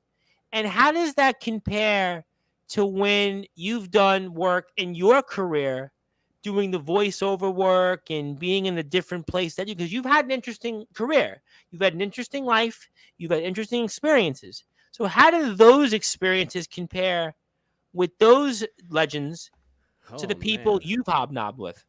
Oh man, comparing the voice acting to wrestling and stuff like that, I can guarantee you this right now. I am absolutely starstruck with the people that I've worked with in wrestling and whatnot. The whole voice acting thing is just pretty much a stepping stone because it pretty much Hmm. taught me how to be able to work the microphone and things along those lines, to be able to go into the middle of that ring without any issue and being able uh, to announce these wonderful talent that we have in this day and age right now. It is it's ridiculous and it's wonderful all at the same time because it's overwhelming. Let's be honest, it is overwhelming because I it's so amazing. I even got to share the locker room with freaking Mark Briscoe not too long ago too. Wow. It's he is a wonderful person. Him, Bob Orton, he'll smoke a fucking excuse my language. He'll smoke a joint with you and just talk everything. It's And amazing. Mark, I mean, that's got to be an emotional situation with Mark Briscoe because obviously we know what happened with his brother. That's got to be, Right. you know. He's in joyful spirits. He's in very joyful spirits, always loving to tell stories about his brother and whatnot. He's pretty much he's taken it well. From what I've seen, it's just And what is all the way to Steiner like? I see. mean, everybody talks about famously Steiner math, and Scott Steiner is one of the guys that went famously is shot on TV and basically called out Ric Yeah, Flair, and he yeah. fought Hogan in the press for years. I mean, Steiner was a top guy. I mean, Steiner is a guy that definitely was and is one of the most controversial names in this sport. Even him getting inducted into the WWE Hall of Fame was almost like, really? I mean, because he was on that like list of like the Ultimate Warrior. He was on that list of Bruno I'm Sammartino. gonna need a Bret drink. Hart was on that list. I mean, yeah, you might need that because he was one of those guys that was on that list. I don't know if he's ever coming back on TV. I mean, what was that like with Steiner? He's very sheltered and very to himself. I tried to talk to the guy. He does not really budge too much. He's in his corner in the locker room, just keeping to himself, not talking to anybody, just getting himself prepared to talk on the microphone because he was just being a manager for a match up Well, I know alongside I think he had a heart attack a few years back, right? If I'm not mistaken, something like he had a big health scare. something along those lines, I believe so. But him alongside with Bob Orton, because both of them were on the show at the same time for ACW and whatnot. But yeah, he's very sheltered. He's very to himself type of thing and whatnot. And speaking of ACW, like I said, I'm very close to working with James Ellsworth with a lot of this stuff when it comes to music and production and stuff like that. I'm working very close. I just recently revamped their logo not too long ago. Because long ago they haven't even updated their stuff in like 5-10 years or Wow. something like that. I went there with And Ellsworth. Wow. Yeah, I did. I saw it on Facebook. I was like very impressed. yep, it was a Adrenaline very, Champions it was Wrestling. definitely something because I wanted to. Cause whenever I've been, whenever I've been working with all these different types of promotions, I want to try to better them. I always try to invest into their promotion. When it comes to EBW, I revamp their logo. When it comes to DBW, I revamp their logo. When it Oh, comes I'm to coming back to ACW. DVW next. Oh, I'm coming Yep, back center and first. I revamped all the logo. I got themselves like mic flags and everything like that for their microphones and stuff like that, just to make their product look better. I always try and aspire to make their product look better and always try to give them advice because of my a decade of experience on YouTube, being able to Well, I think produce you have such a work and unique. whatnot. I think you have a unique experience. We're talking, of course, the one and only renowned worldwide voiceover actor and ring announcer turned wrestler, one half of the EBW Tag Team Champions, DVG. My name is the Reverend Tom Bryce, your voice of Bull Wrestling, the host of the Sports Report, the owner of Sportswire Radio. But I think, I think people would say if you said something, they would take it and really want to use it because you've had the success. You've got the following. You also know the technical work. You know the technology. You know how to put things together. So I think certainly any promotion, whether it's Mr. Phillips, whether it's obviously Mr. in Double G and EBW, whether it's obviously Mr. Ellsworth, anybody else, Mr. Sicken, and those companies in ACW, they're going to definitely take your advice. Say, you know what? Yeah, DVG's got 75,000 followers on YouTube. He seemed like he's doing it. He seemed like he's doing a great job. And, I agree with you, Austin. If you want to buy merchandise, designedbyhumans.com /shop /dat voice guy. So very simple, easy, simple, straight to the point. DVG on all social media platforms, Instagram, Facebook, YouTube, Twitter, and Twitch. That voice guy, TikTok, audio DVG. Also, imdb.com NM11435-104, a bunch of links after that, and also http www.designedbyhumans.com /shop /that voice guy. Get you a DVG paraphernalia, and you can find out more. James Ellsworth, I want to ask you one more question on James Ellsworth, and I want to come to a few things on DBW before I get to closing thoughts. All right. What is it like working with him? James Ellsworth had such an interesting run in the world of wrestling. He was obviously an independent guy for a long time, very, very well known in the Maryland scene, gets the call in the WWE, and in a short time he was there. What was he there? Relatively a year and a half, something like that, with the time he was there. Lines, yeah. And you think about it, he goes right off the bat, gets 2 victories back to back with AJ Styles, and then he aligns himself with Carmella, who is obviously the woman at the time, the diva. Yeah. And obviously what she did with the women's championship, what obviously people all over the world loved Carmella for different reasons. And he had really, in a short amount of time, some really, really big moments. And then obviously is kind of transitioned back into the independents. And what have you learned then from a guy like James Ellsworth, who I think has had such a fascinating career in the world of wrestling? Listen to what others tell you. If they give you some advice, always take it to heart and just put it into consideration. James Ellsworth has taught me a good bunch of things when it comes to the wrestling business. Obviously, he pretty much taught me that a lot of people are going to have opinions, and everybody has different opinions, a lot of different mindsets when it comes to the wrestling business, whether they think of it the old ways, whether it's going to be the new ways, or anything along those lines. Take it all into consideration and build yourself around it, because it's going to get you a lot further into this business with you doing so, instead of just throwing it to the side, thinking like, oh, this guy doesn't know what he's talking about. Trust me, he knows what he's talking about, especially for a guy that has been in the business for over a decade compared to a guy that has been in multitude of matches, 100 matches in 1 year. Who do you think is going to have more experience? The guy with a decade of experience, not the guy that has the most matches. Because they've been around. They watch exactly what's going on backstage, and they know exactly what's going on. The other guy that has the 100-plus matches and whatnot, they are there for the money. They are there for the experience. They are there for the ring time. They are there to perform. They are not there to learn more about the business. They are there to learn more about themselves. Instead, it's just, it's a whole complicated thing. But it's starting to, especially when it comes to me being very new into the wrestling business, coming from as a fan of the product itself, from WWE, AEW, whatever the hell it is. And I'm going to tell you this right now, I'm a fan of all wrestling promotions. I don't give a damn what you all think. I'm not a mark for one and not mark for the other. I don't bash on any other type of fans. I love all wrestling products. Well, on Sportzwire, I've got, 52 companies that come on. So the last thing I really try to do on Sportswire is kind of get into this, because obviously in this scene, there is a lot of that. So I really, really try not to do that. So I could certainly sympathize where you're coming from. And definitely James Owens, again, a living legend. I mean, this man has done so much. You've worked alongside him. And obviously, I could certainly see why you're in the right place, and learning from that learning tree is as good as anybody's going to get. But, you know, I have to ask you a few things on DBW.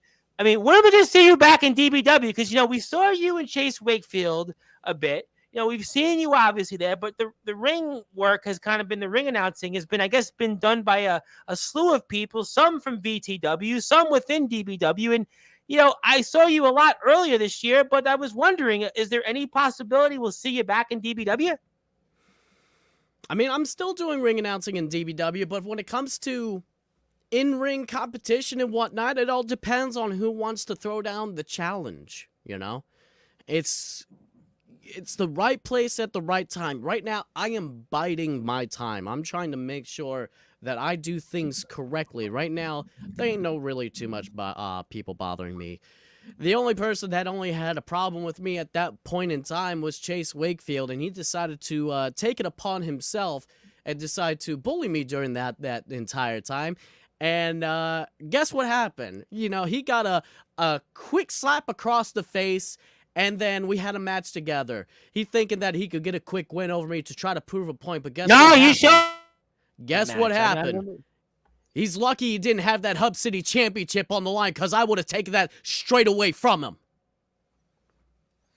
And, you know, he got a lot more problems these days, because obviously he's trying to figure out if Aaron Jones is his best friend, and we still to this day don't know what Aaron Jones really thinks about Chase Wakefield, the Bitcoin billionaire. So, I mean, obviously the Double B, we really still don't know what that friendship is. So Aaron Jones is definitely a character. He's one hilarious guy. He's definitely one of those guys that definitely Mr.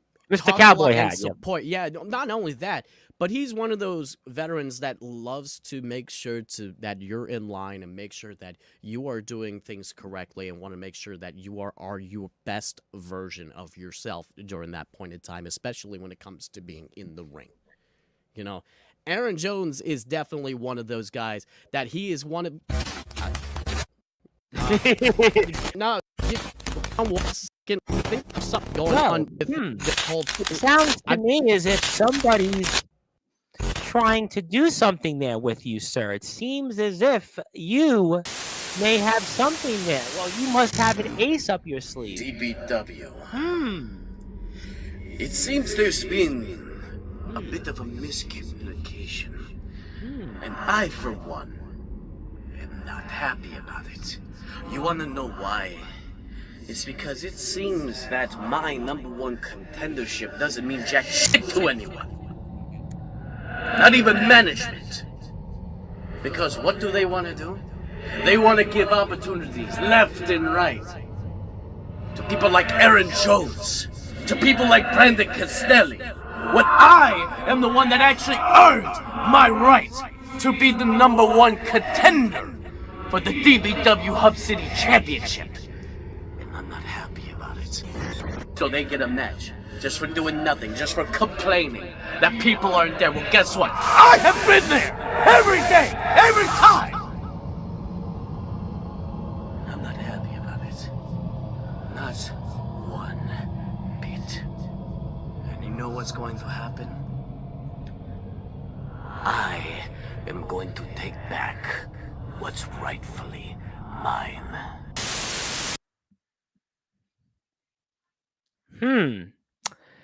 Rather interesting there. That individual, I've seen that individual in DBW. Am I here? Am I on? You're here now, but apparently we were interrupted because Mr. Antonio Arias seemed as if he wanted to say something about some people in DBW. So I know, obviously, you wouldn't know anything about it, but you apparently were interrupted and hijacked. Your segment, sir, was hijacked tonight on Sportzwire Radio. Yep. Are you okay? Are you alive? I mean, I'm good. I'm just making sure that my stuff didn't get hacked or not. It looks like it did. Well, for I just mean, a mere apparently moment. you were interrupted, and you've seen it here first on Sportswire Radio and Big Text. Yes, correct. Antonio is here, and he basically said that he's been passed over, and he wants his crack in DBW Gold, and especially that Hub City Championship. And he basically said people got their chances, and he was passed over, and he's got something to say about it. So, I mean, I know obviously it has nothing to do with you. I know certainly for sure that this is really something that I'm sure we'll have to see Mr. Antonio. And again, Tony Boy over there needs a Snickers. Well, you know what? He certainly was hungry. He didn't wait. And obviously your segment Certainly was not. a part of it. And I hope you're all right there, sir. I'm fine. I'm fine. And Antonio Arias, huh? Yeah. He's definitely a character. I can guarantee you that. It's Well, he just basically in black and white basically said, you know what? He's got some unfinished business, and we may see him back in DBW real soon. And Merry Mayhem is next weekend, and I don't know if he's going to be there or not. But I know one thing, that there were names mentioned that he's got something to say about. Aaron Jones came up, Chase Wakefield, Brandon Costelli, a guy who certainly, had some troubles here. Didn't Antonio beat Robert Pearson to be #1 contender for the Hub City Championship? Yep, Robert Pearson, a man who's on here and loses match after match. Yep, Robert Pearson, who used to be the Bone Shaker, a guy who certainly may have went to the Chia Club to get his hair cut. Yeah, that's the guy. That was funny. Yeah, that guy. Yeah. So I was very confused when that got announced that Caleb Matthews had to vacate the championship and whatnot, but Antonio was, stepped over, and then Aaron Jones and Brandon Costelli coming out, and now they're getting themselves an instant shot. And the Mauler, I mean, who fell short against Mr. Judgment. I mean, his own better half got a beating from Mr. Judgment. And, there's certainly Aaron Jones. I mean, we still don't know his situation with Chase Wakefield, whether they're friends or not. And guys seem like they were getting the opportunity over Antonio. I think that's what a big question with people have a very valid point, especially if you watched, which I know you did, Thursday Night Thunder Punch that recently took place. Mm-hmm. Yeah, no, that was definitely very surprising. 2 championships had to be vacated at that point in time, and it's just, the Hub City Championship is very coveted. It's the newest championship Devon McDonald in this whole with the thing. Anarchy Yeah. Championship. I'm asking Corey Graves about that tomorrow. I mean, really kind of an interesting topsy-turvy situation in DBW. 2 championships have to be vacated, and Antonio certainly has a crack at least one of them, and nowhere to be found, and nothing to say about that. That's definitely something that I'm going to definitely have to maybe look into as we do a lot of DBW coverage. So I know obviously nothing to do with you. Mm-hmm. You were hijacked, interrupted, but, nothing you can do about it, I suppose. Could be something that you may have to talk to him about. Who knows? I would definitely have to do that. I hope, long as you're okay, sir. I definitely hope you're okay. And in the meantime, I'm just making sure my Wi-Fi signal is all good and whatnot. Well, before we get to closing thoughts, I have a couple things I do want to ask you. I want people to follow DBW, Dominating Backyard Wrestling, Dominating Breakout Wrestling, DBW Wrestling on Twitter. And I will have, again, DBW coverage tomorrow, almost all night, starting 6 o'clock with the Blaze Ace Christian, another guy that's been getting opportunities left and right over Antonio. I'm going to talk to him. And then at 9 o'clock, because I'm going to get a little bit of it, because I have to get a break right sometime, right? Corey Graves is going to be here, and I'm going to certainly talk about him. A lot to talk about with him. Big Text, Chaos Conspiracy, Anarchy title. I'm going to be talking a lot about him. And maybe I will bring up Antonio. And I have to bring this up because this is something we really haven't seen on Sportswire. So certainly stay tuned, Antonio, and who knows? You might be on Sportswire, and you might be talking about your future situation here. And I got a lot of comments here, and justice for Antonio. You know what? Look, could be. You got to put it. You got to put yourself in his shoes, especially the fact that 2 other people. And he wasn't included in that conversation of being part of the Hub City Championship title. Correct. It's just it doesn't make sense to me. Obviously, he's an asshole. He's an asshole. Antonio is an asshole. He's not really that good type of person that doesn't really care about anything else. He's looking to get gold, and it seems like to me that he really is upset at that fact, especially to take over I this mean, I damn think he interview. has a You know, very, very I'm valid gonna need point. another Even Big sip. Tex is saying, I will agree, he does need to be in that picture. He got overlooked. So you know what?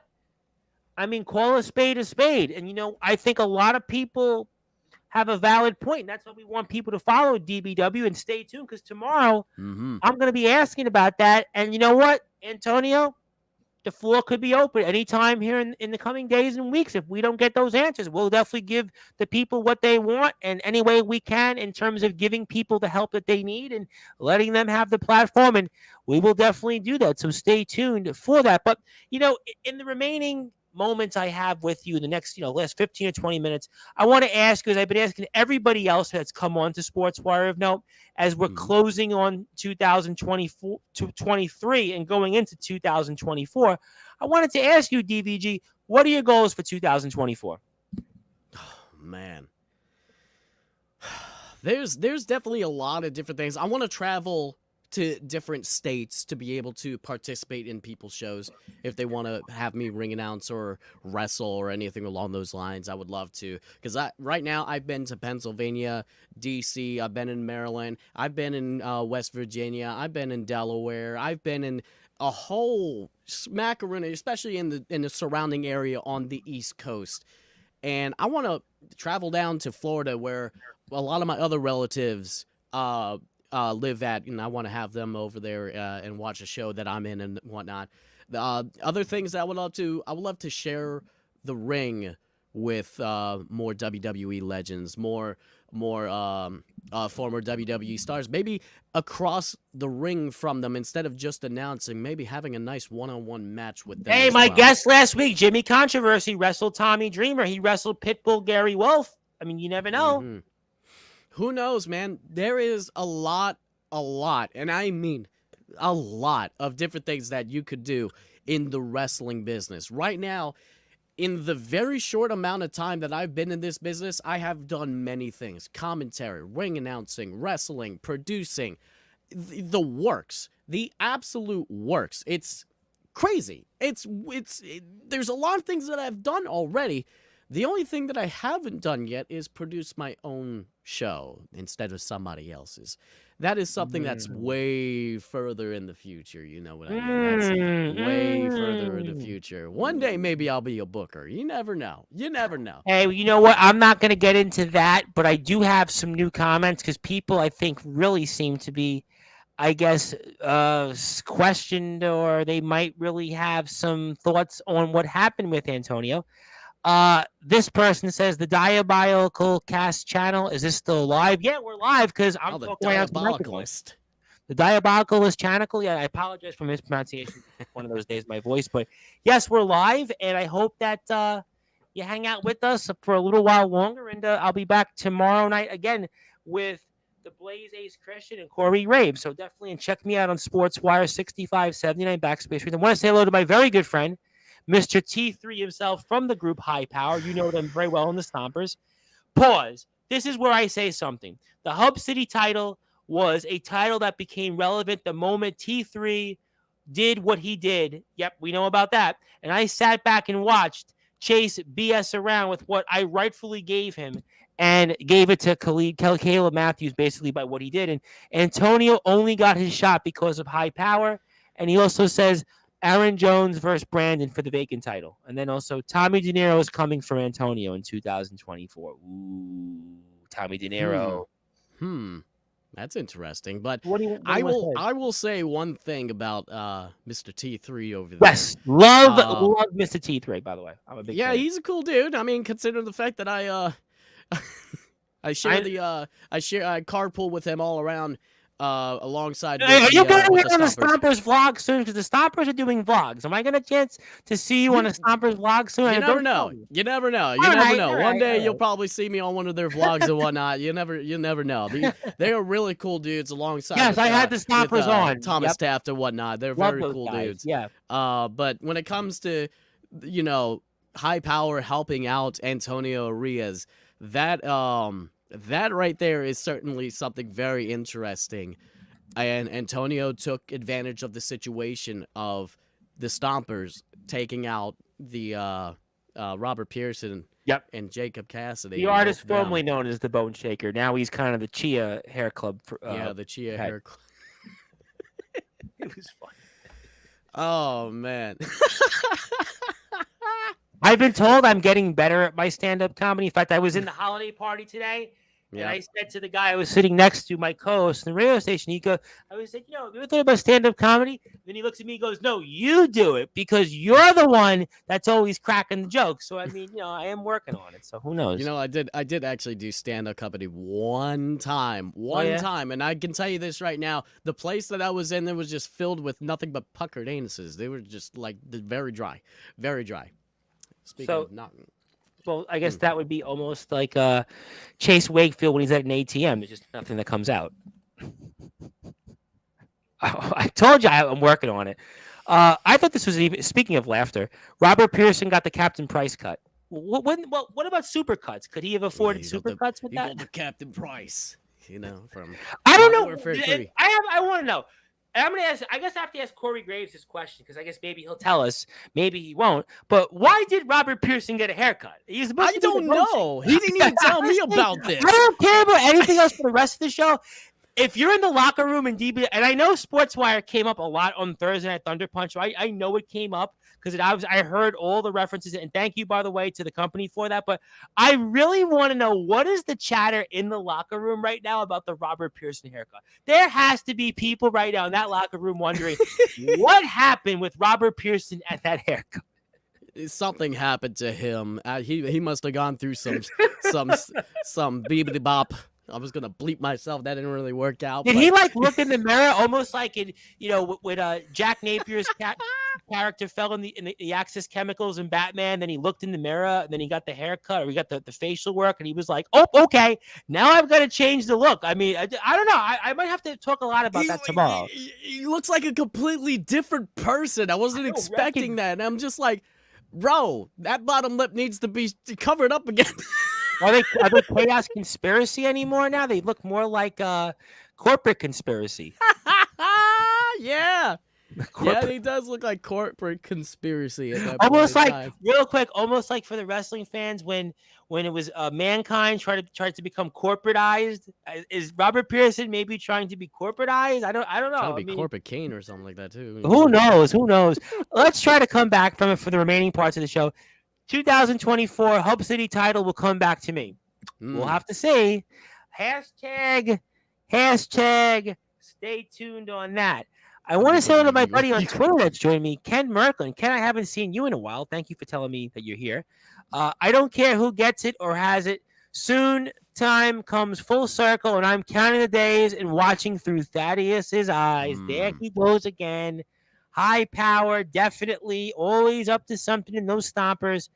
Big Tex wants to say Robert Pearson told him nothing. And he looks like Lemmy from Motorhead. I don't know about Lemmy from Motorhead though, because Lemmy had the long hair though. I mean, he's still got a little bit of length on the back of his head though, but it's not Robert Pearson anymore. I don't know who this guy is.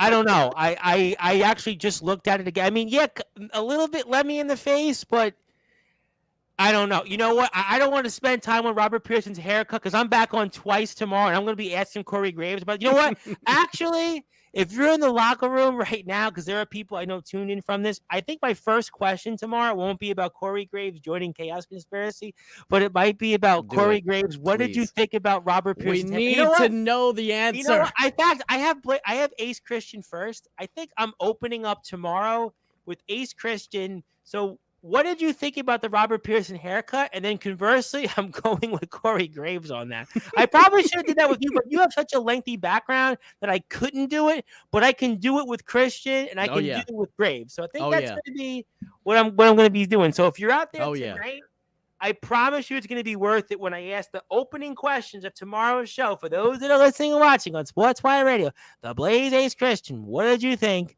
about Robert Pearson's brand new haircut? So here we go. But okay, I realize in the interest of time, I could ask you a lot more things, but I do want to ask you if there was one or two moments of anything you've done in your life, in your career, whether it's wrestling, voiceover, whether it's impressions, whether it's Jim Carrey, whatever else you've done in your life, is there one or two things that have stood out most that you've done? There was this one moment in my life that was honestly one of the best things that ever happened to me, and I have video footage of it on my YouTube channel. I was at a concert called Trap Karaoke in this place. We were in the Howard Theater in DC. I'm Okay. literally the only white freaking guy there. The only white guy there. I'm not even lying to you when I say this. I'm in there near the front of the stage, and they're having random people come up that signed up for this whole thing, and they just perform their songs and then they leave. Okay?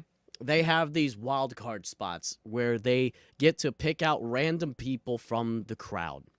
Of course, they see my face and decided to pick me as I almost break my glasses. Yeah, don't break your glasses on there because people. this is the only pair that I Last got. night I had a guy Obey pull out a gun. If you break your glasses, I still haven't posted that clip on Instagram, but if you were to break your glasses on there, I mean, that would certainly top a gun being pulled out on Sportswire. So Jeez, I swear, jeez. kid you not, a gun was pulled out in the show yesterday. A gun was pulled out, not at me, got Bruce but it was on, his so. opponent. Yeah, you might need a few of those after you see that Yeah, clip on no Instagram. kidding. But I got pulled up on stage. And as soon as I got up on stage, everybody saw my white ass and be like, who the hell is this guy up on stage? And what is he doing here in this event? And I'm just sitting here like, what? I wanted to have some fun. And guess what? I had some fun. There was a lot of people in the crowd that didn't think that I was going to do anything crazy or anything along those lines. So I have all the confidence in the world. I don't have stage fright or anything along those lines. I can see that.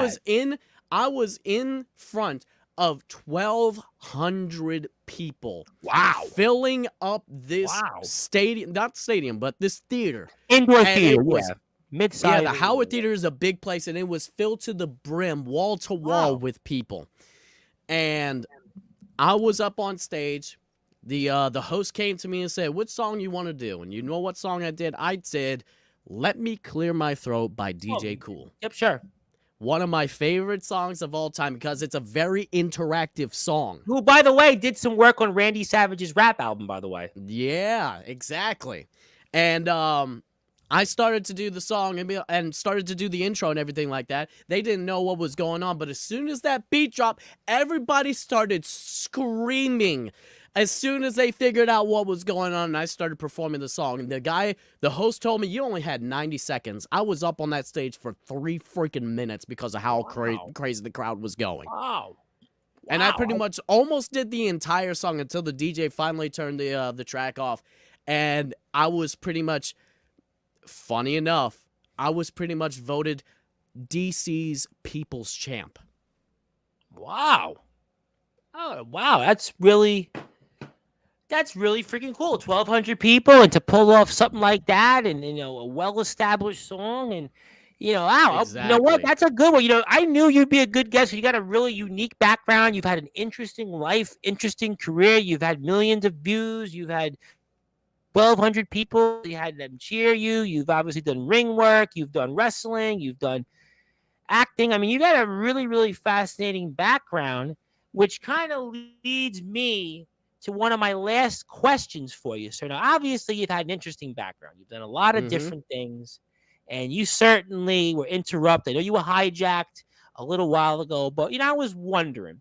We've started this thing called the Sportswire Radio Hall of Fame for people who've done extraordinary things, people that have been on the show on and off throughout the years. I'm doing it going into my 5th year in January 2024. And you've got obviously this massive following. You've got this really interesting background. You've certainly been a savant. You've certainly been a jack of all trades, a master at all of them, many would say. You've definitely been a content creator who has definitely followed his heart. You've definitely made people smile. You've definitely been that voice guy.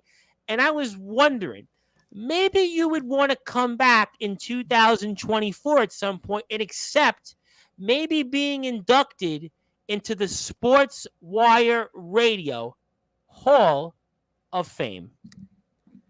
What? Are you kidding me? We're live on Sportswire Radio, sir. My name's the Reverend Tom Bryce. I'm live right now speaking with you. And that's what I'm asking you. I don't feel like I deserve it though. What? No. That's absolutely insane. I couldn't do something like I just look. You Man, got 75,000 subscribers. You've been heard in millions of homes. You've performed in front of 1,200 people. You were on America's Got Talent a couple of times. You tried out.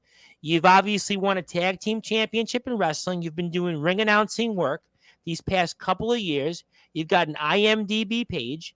You've also got, again, a well-respected repertoire when it comes to voiceover work and impressions. And, certainly if it was just on the wrestling career, I don't think I'd have the conversation with you. But I think in your overall body of work, you are certainly in the same breath as the likes of a Dean Allmark, the natural born fighter R.P. Davis, the vigilante of pro wrestling Bentley, Five Town Sound, head soccer coach for the men's team Jason Facina, Justin Parsley, one half of the XCW tag team champion. I mean, you're definitely, in terms of what you've done and accomplished, in terms of your overall body of work. And obviously it's a big committee that votes on this. Well, it's really one person that votes, one person that gets to decide to vote. But I think based on the body of work, I was thinking about it, and I'm getting people that actually are kind of hearing what you want to say, and there's comments here about it.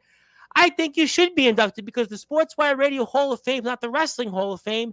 It's the Hall of Fame based on people who have come onto this show and who have exhibited that they have performed in their body of work in the categories that they've performed in, that they should be Hall of Famers. And that's why I think that you should be inducted in some point in 2024.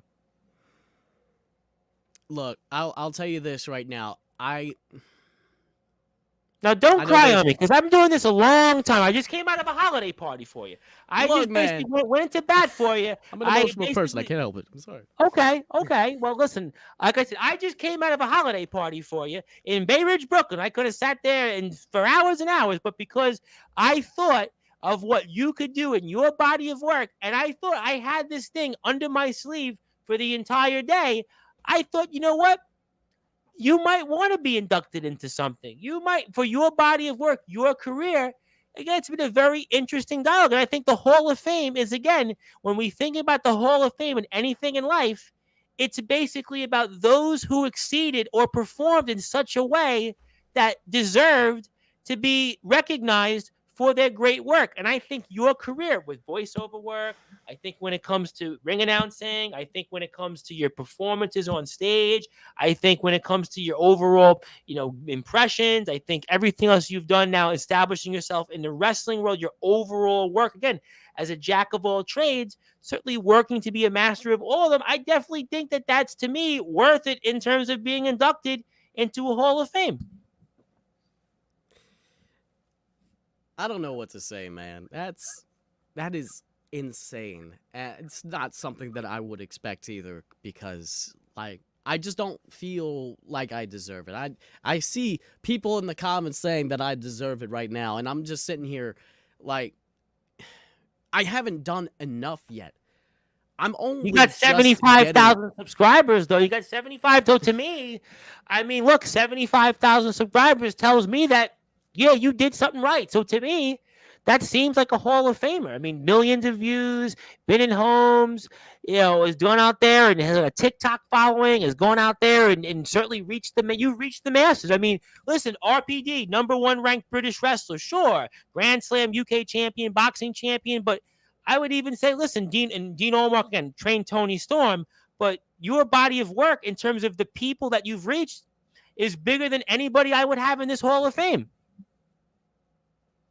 As simple as that. I mean, so to me, that's basically worthy of being a Hall of Fame. Even my guy, Coach Facina, obviously number 1 ranked in the country in the USCA and went to the national championship game, and he's won multiple championships, undefeated winning streak, but that still pales into comparison of what your career and the different genres that you've done. I mean, you could do whatever you want. I mean, but it's my committee, and it's basically my vote, and I get to decide who goes into my Hall of Fame. I'm doing this for 5 years, and I can decide to anybody I want, and you're not going to come on my show as the host of the Sports Report, the owner of Sportzwire Radio, the number one global radio station, your voice of all wrestling, especially with your peers in these different locker rooms watching. You're not going to tell me no because it's my Hall of Fame.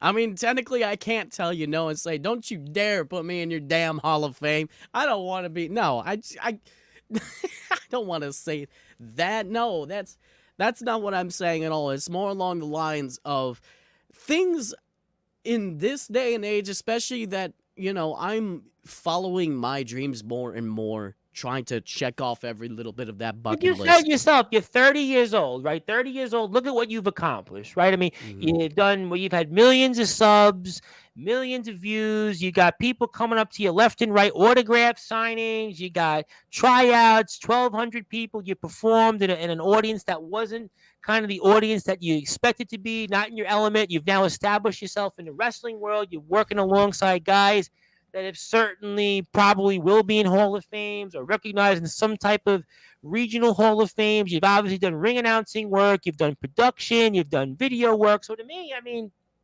that's an easy one. This is an easy one for me to basically induct you. I mean, look, I don't know you that long. Obviously, I've gotten to know you in DBW. We spoke, but again, your body of work to me is very worthy with the people that I've inducted so far. Dean Allmark, RPD, I just inducted Justin Parsley. I'm inducting Bentley on Wednesday. Joshua Fletcher, who's the owner and operator of XCW. You probably heard of XCW. He's being inducted on Thursday. We have Joshua Allen on Christmas Eve, the TBW owner. He's being inducted. My friend Ernest Dove, who's covered guys in the New York Mets system, like Pete Alonso got called up, and Ahmed Rosario, yada, yada, yada. He's being inducted. But I think, frankly, your body of work is bigger than all those guys because of who you reached. And I think the people seem to agree with me on that. And that's really the final verdict, to quote Mr. Judgment, or the final boss, whatever they want to call it at this point. Well, like I said, things are just getting started. I've come to this for only a couple of years, even when it comes to wrestling, even when it comes to voice acting, even when it comes to everything else that I've been doing. I only try to strive to be the best version of whatever the hell that I'm doing. And that is the only thing that I could possibly do, is to strive to be the best version of myself, whatever criteria, whatever type of stuff that I'm doing at that point in time, whether it be voice acting, voice impressions, wrestling, or anything along those lines. I'll just say this right now. It's an honor. So okay, well, you know what? I think that's the best thing you could have said the entire. It's an honor, and we'll definitely have a day and time, and I'll get to do my funny. Well, not so funny, but I'll do my induction. I'll do my intro. Obviously, not as good as yours because you're the professional ring announcer. I'm just this, little old, Johnny Come Lately podcast. It's a joke. Just to take it easy. I do like to be funny, but the point of the matter is, we'll pick a date and time in the near and distant future, and we'll certainly have something with it. We'll definitely come out with a statement. We'll say a few words, and I think that's how we're going to wind up ending the evening here. And again, with Peter Griffin in Fortnite now, will we get Peter Griffin voice trolling? He knows exactly what he's doing because he's a friend of mine. Yep. And he said you had fans at a WWE event coming up to you to take pictures. So obviously, again, that's what it comes down to. And I thought about it. I'm like, yeah, you know what? He's got that many people. He's got that many fans. He's got that many people he reached. Yeah, that's a Hall of Fame. Because, again, the Hall of Famer is somebody that had done something extraordinary or had reached an amount of people that put him at the top of what he is. And I think that you're the definition of a Hall of Famer. So I think, obviously, to me, this is a no-brainer. This is an easy one for me. This is an easy one. Now, if you had 75 subscribers, I'd say, well, I don't know if you were a Hall of Fame, but you have 75,000. Listen, you got 75,000, and you can't argue with that. You reached people that they like you. So the mainstream, you made it. You broke the ceiling. You got heard in the masses, and that's a Hall of Famer. Most people in anything, whether it's music, whether it's sports, whether it's wrestling, although WWE doesn't technically have a place they list in the Hall of Fame, but any Hall of Fame in life, you broke through in the ceiling, and that is why you are going to be DVG, That voice guy, you are going to be in 2024 a Sportswire Radio Hall of Famer, and congratulations to you. And it will be an honor that we get a chance to have you into our Hall of Fame. And before I get to closing thoughts, he inspired them while at the event from just being himself. He inspired WWE fans to want to surround themselves around him. Hashtag DVG X Hall of Famer. Just like you said, you wanted to make people smile. You followed your heart. And that's why you're going to be in the Sportswire Radio Hall of Fame, because you did those things. Not me. I didn't do those things. The people aren't here for me. They're here for you. And that's why you're going to be a Hall of Famer. And we will have a ceremony at some point real soon. So I want to give you the opportunity to say any closing thoughts, anything else you might want to share for the audience. And I'm looking forward to having you back very soon to induct you. I'm going to do this the right way. Okay? I'm going to do this the right way. With a microphone in my hand, the way that I do things when it comes to the sports entertainment business. It doesn't matter what you do in life, as long as you enjoy it, you'll be able to do anything that you want to do. Just take it from me, wanting to be able to do these types of things, to be able to live your dreams. It doesn't matter if you're limited. It doesn't matter if you're unable to do these types of things. You can look at me as an example and say that you are able to do these things, because I have done it, I have did it, I will do it. Especially when it's all just getting started. It's just the beginning for me. And to be in the future, to be inducted in the Hall of Fame for the Sportswire Radio, it's an absolute honor. And I don't feel that I deserve it, because I feel like I haven't done enough in this world yet to be able to deserve that type of thing. But you know what? It's your thing. It's what you want to do. That's perfectly fine. I can't take that away from you. I can't take anybody else's... The other people that got inducted were like, wow, yeah, I want to be in the Hall of Fame. So, yeah, I mean, I don't think that they're complaining. Most of the people... No, it's not that I'm complaining. They're happy with it.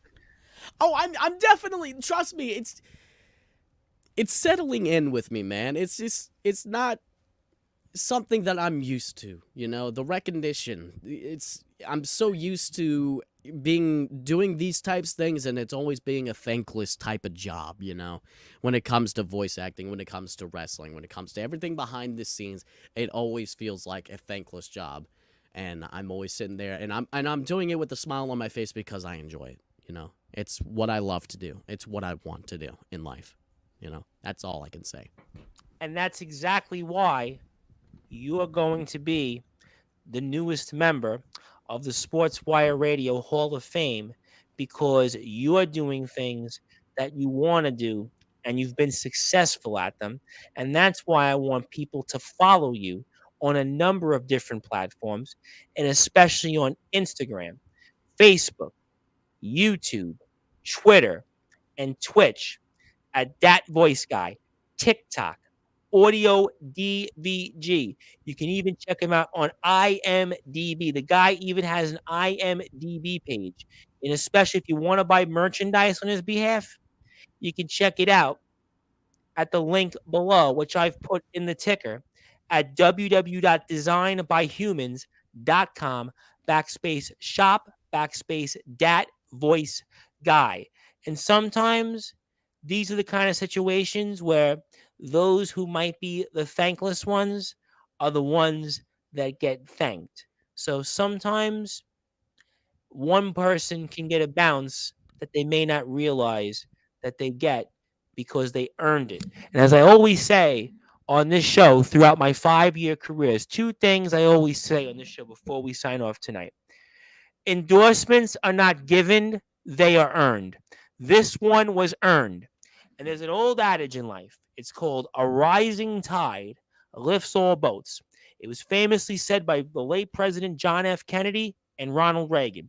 A rising tide will always lift all boats. And you are that kind of person with what you've done in your career.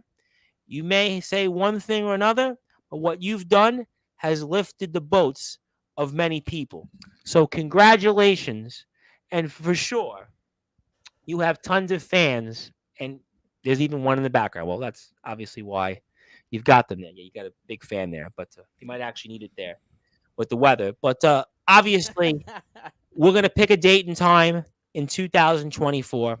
I'm looking forward to speaking with you real soon. Congratulations on all of your success. The journey is only starting, but I'm looking forward to recognizing what you've done so far. Thank you so much for this opportunity. I hope you and your family have a wonderful holiday, a wonderful new year, and I can't wait to talk with you, to induct you into my Hall of Fame and talk all things EBW, DBW, and ACW, and who knows what else. And I promise, for those that are DBW fans, tomorrow I'll ask about that Robert Pearson haircut and what's going on with Antonio. So thank you so much, my friend. All right, ladies and gentlemen, that is the newest member of the Sportswire Radio Hall of Fame. He is Mr. DVG, that voice guy. And of course, you hear DVG on a number of different great platforms, including for DBW, EBW, and ACW. You'll see him coming up here also for great work here on his YouTube page at that voice guy. Also, he's got an IMDb page. You can also check him out as one half of the EBW Tag Team Champions. EBW will be back in the ring later this year in 2024. And stay tuned if you'll see him for our friends over at DBW, as we have more DBW coverage coming up here tomorrow night, starting at 6 p.m. with the Blaze Ace Christian, followed at 9 o'clock Eastern Time with Corey Graves, who will decide if he's going to join Chaos Conspiracy. My name is the Reverend Tom Bryce, your voice of all wrestling, the host of the Sports Report, the owner of Sportswire Radio. Until then, good morning, good afternoon, good evening, wherever you are. On the number one. Go for, want to say something? Go ahead. You're listening to Sportswire Radio, hosted by Reverend Tom Bryce. Thank you so much for listening, everyone. There you have it, ladies and gentlemen. I had to. I'm sorry.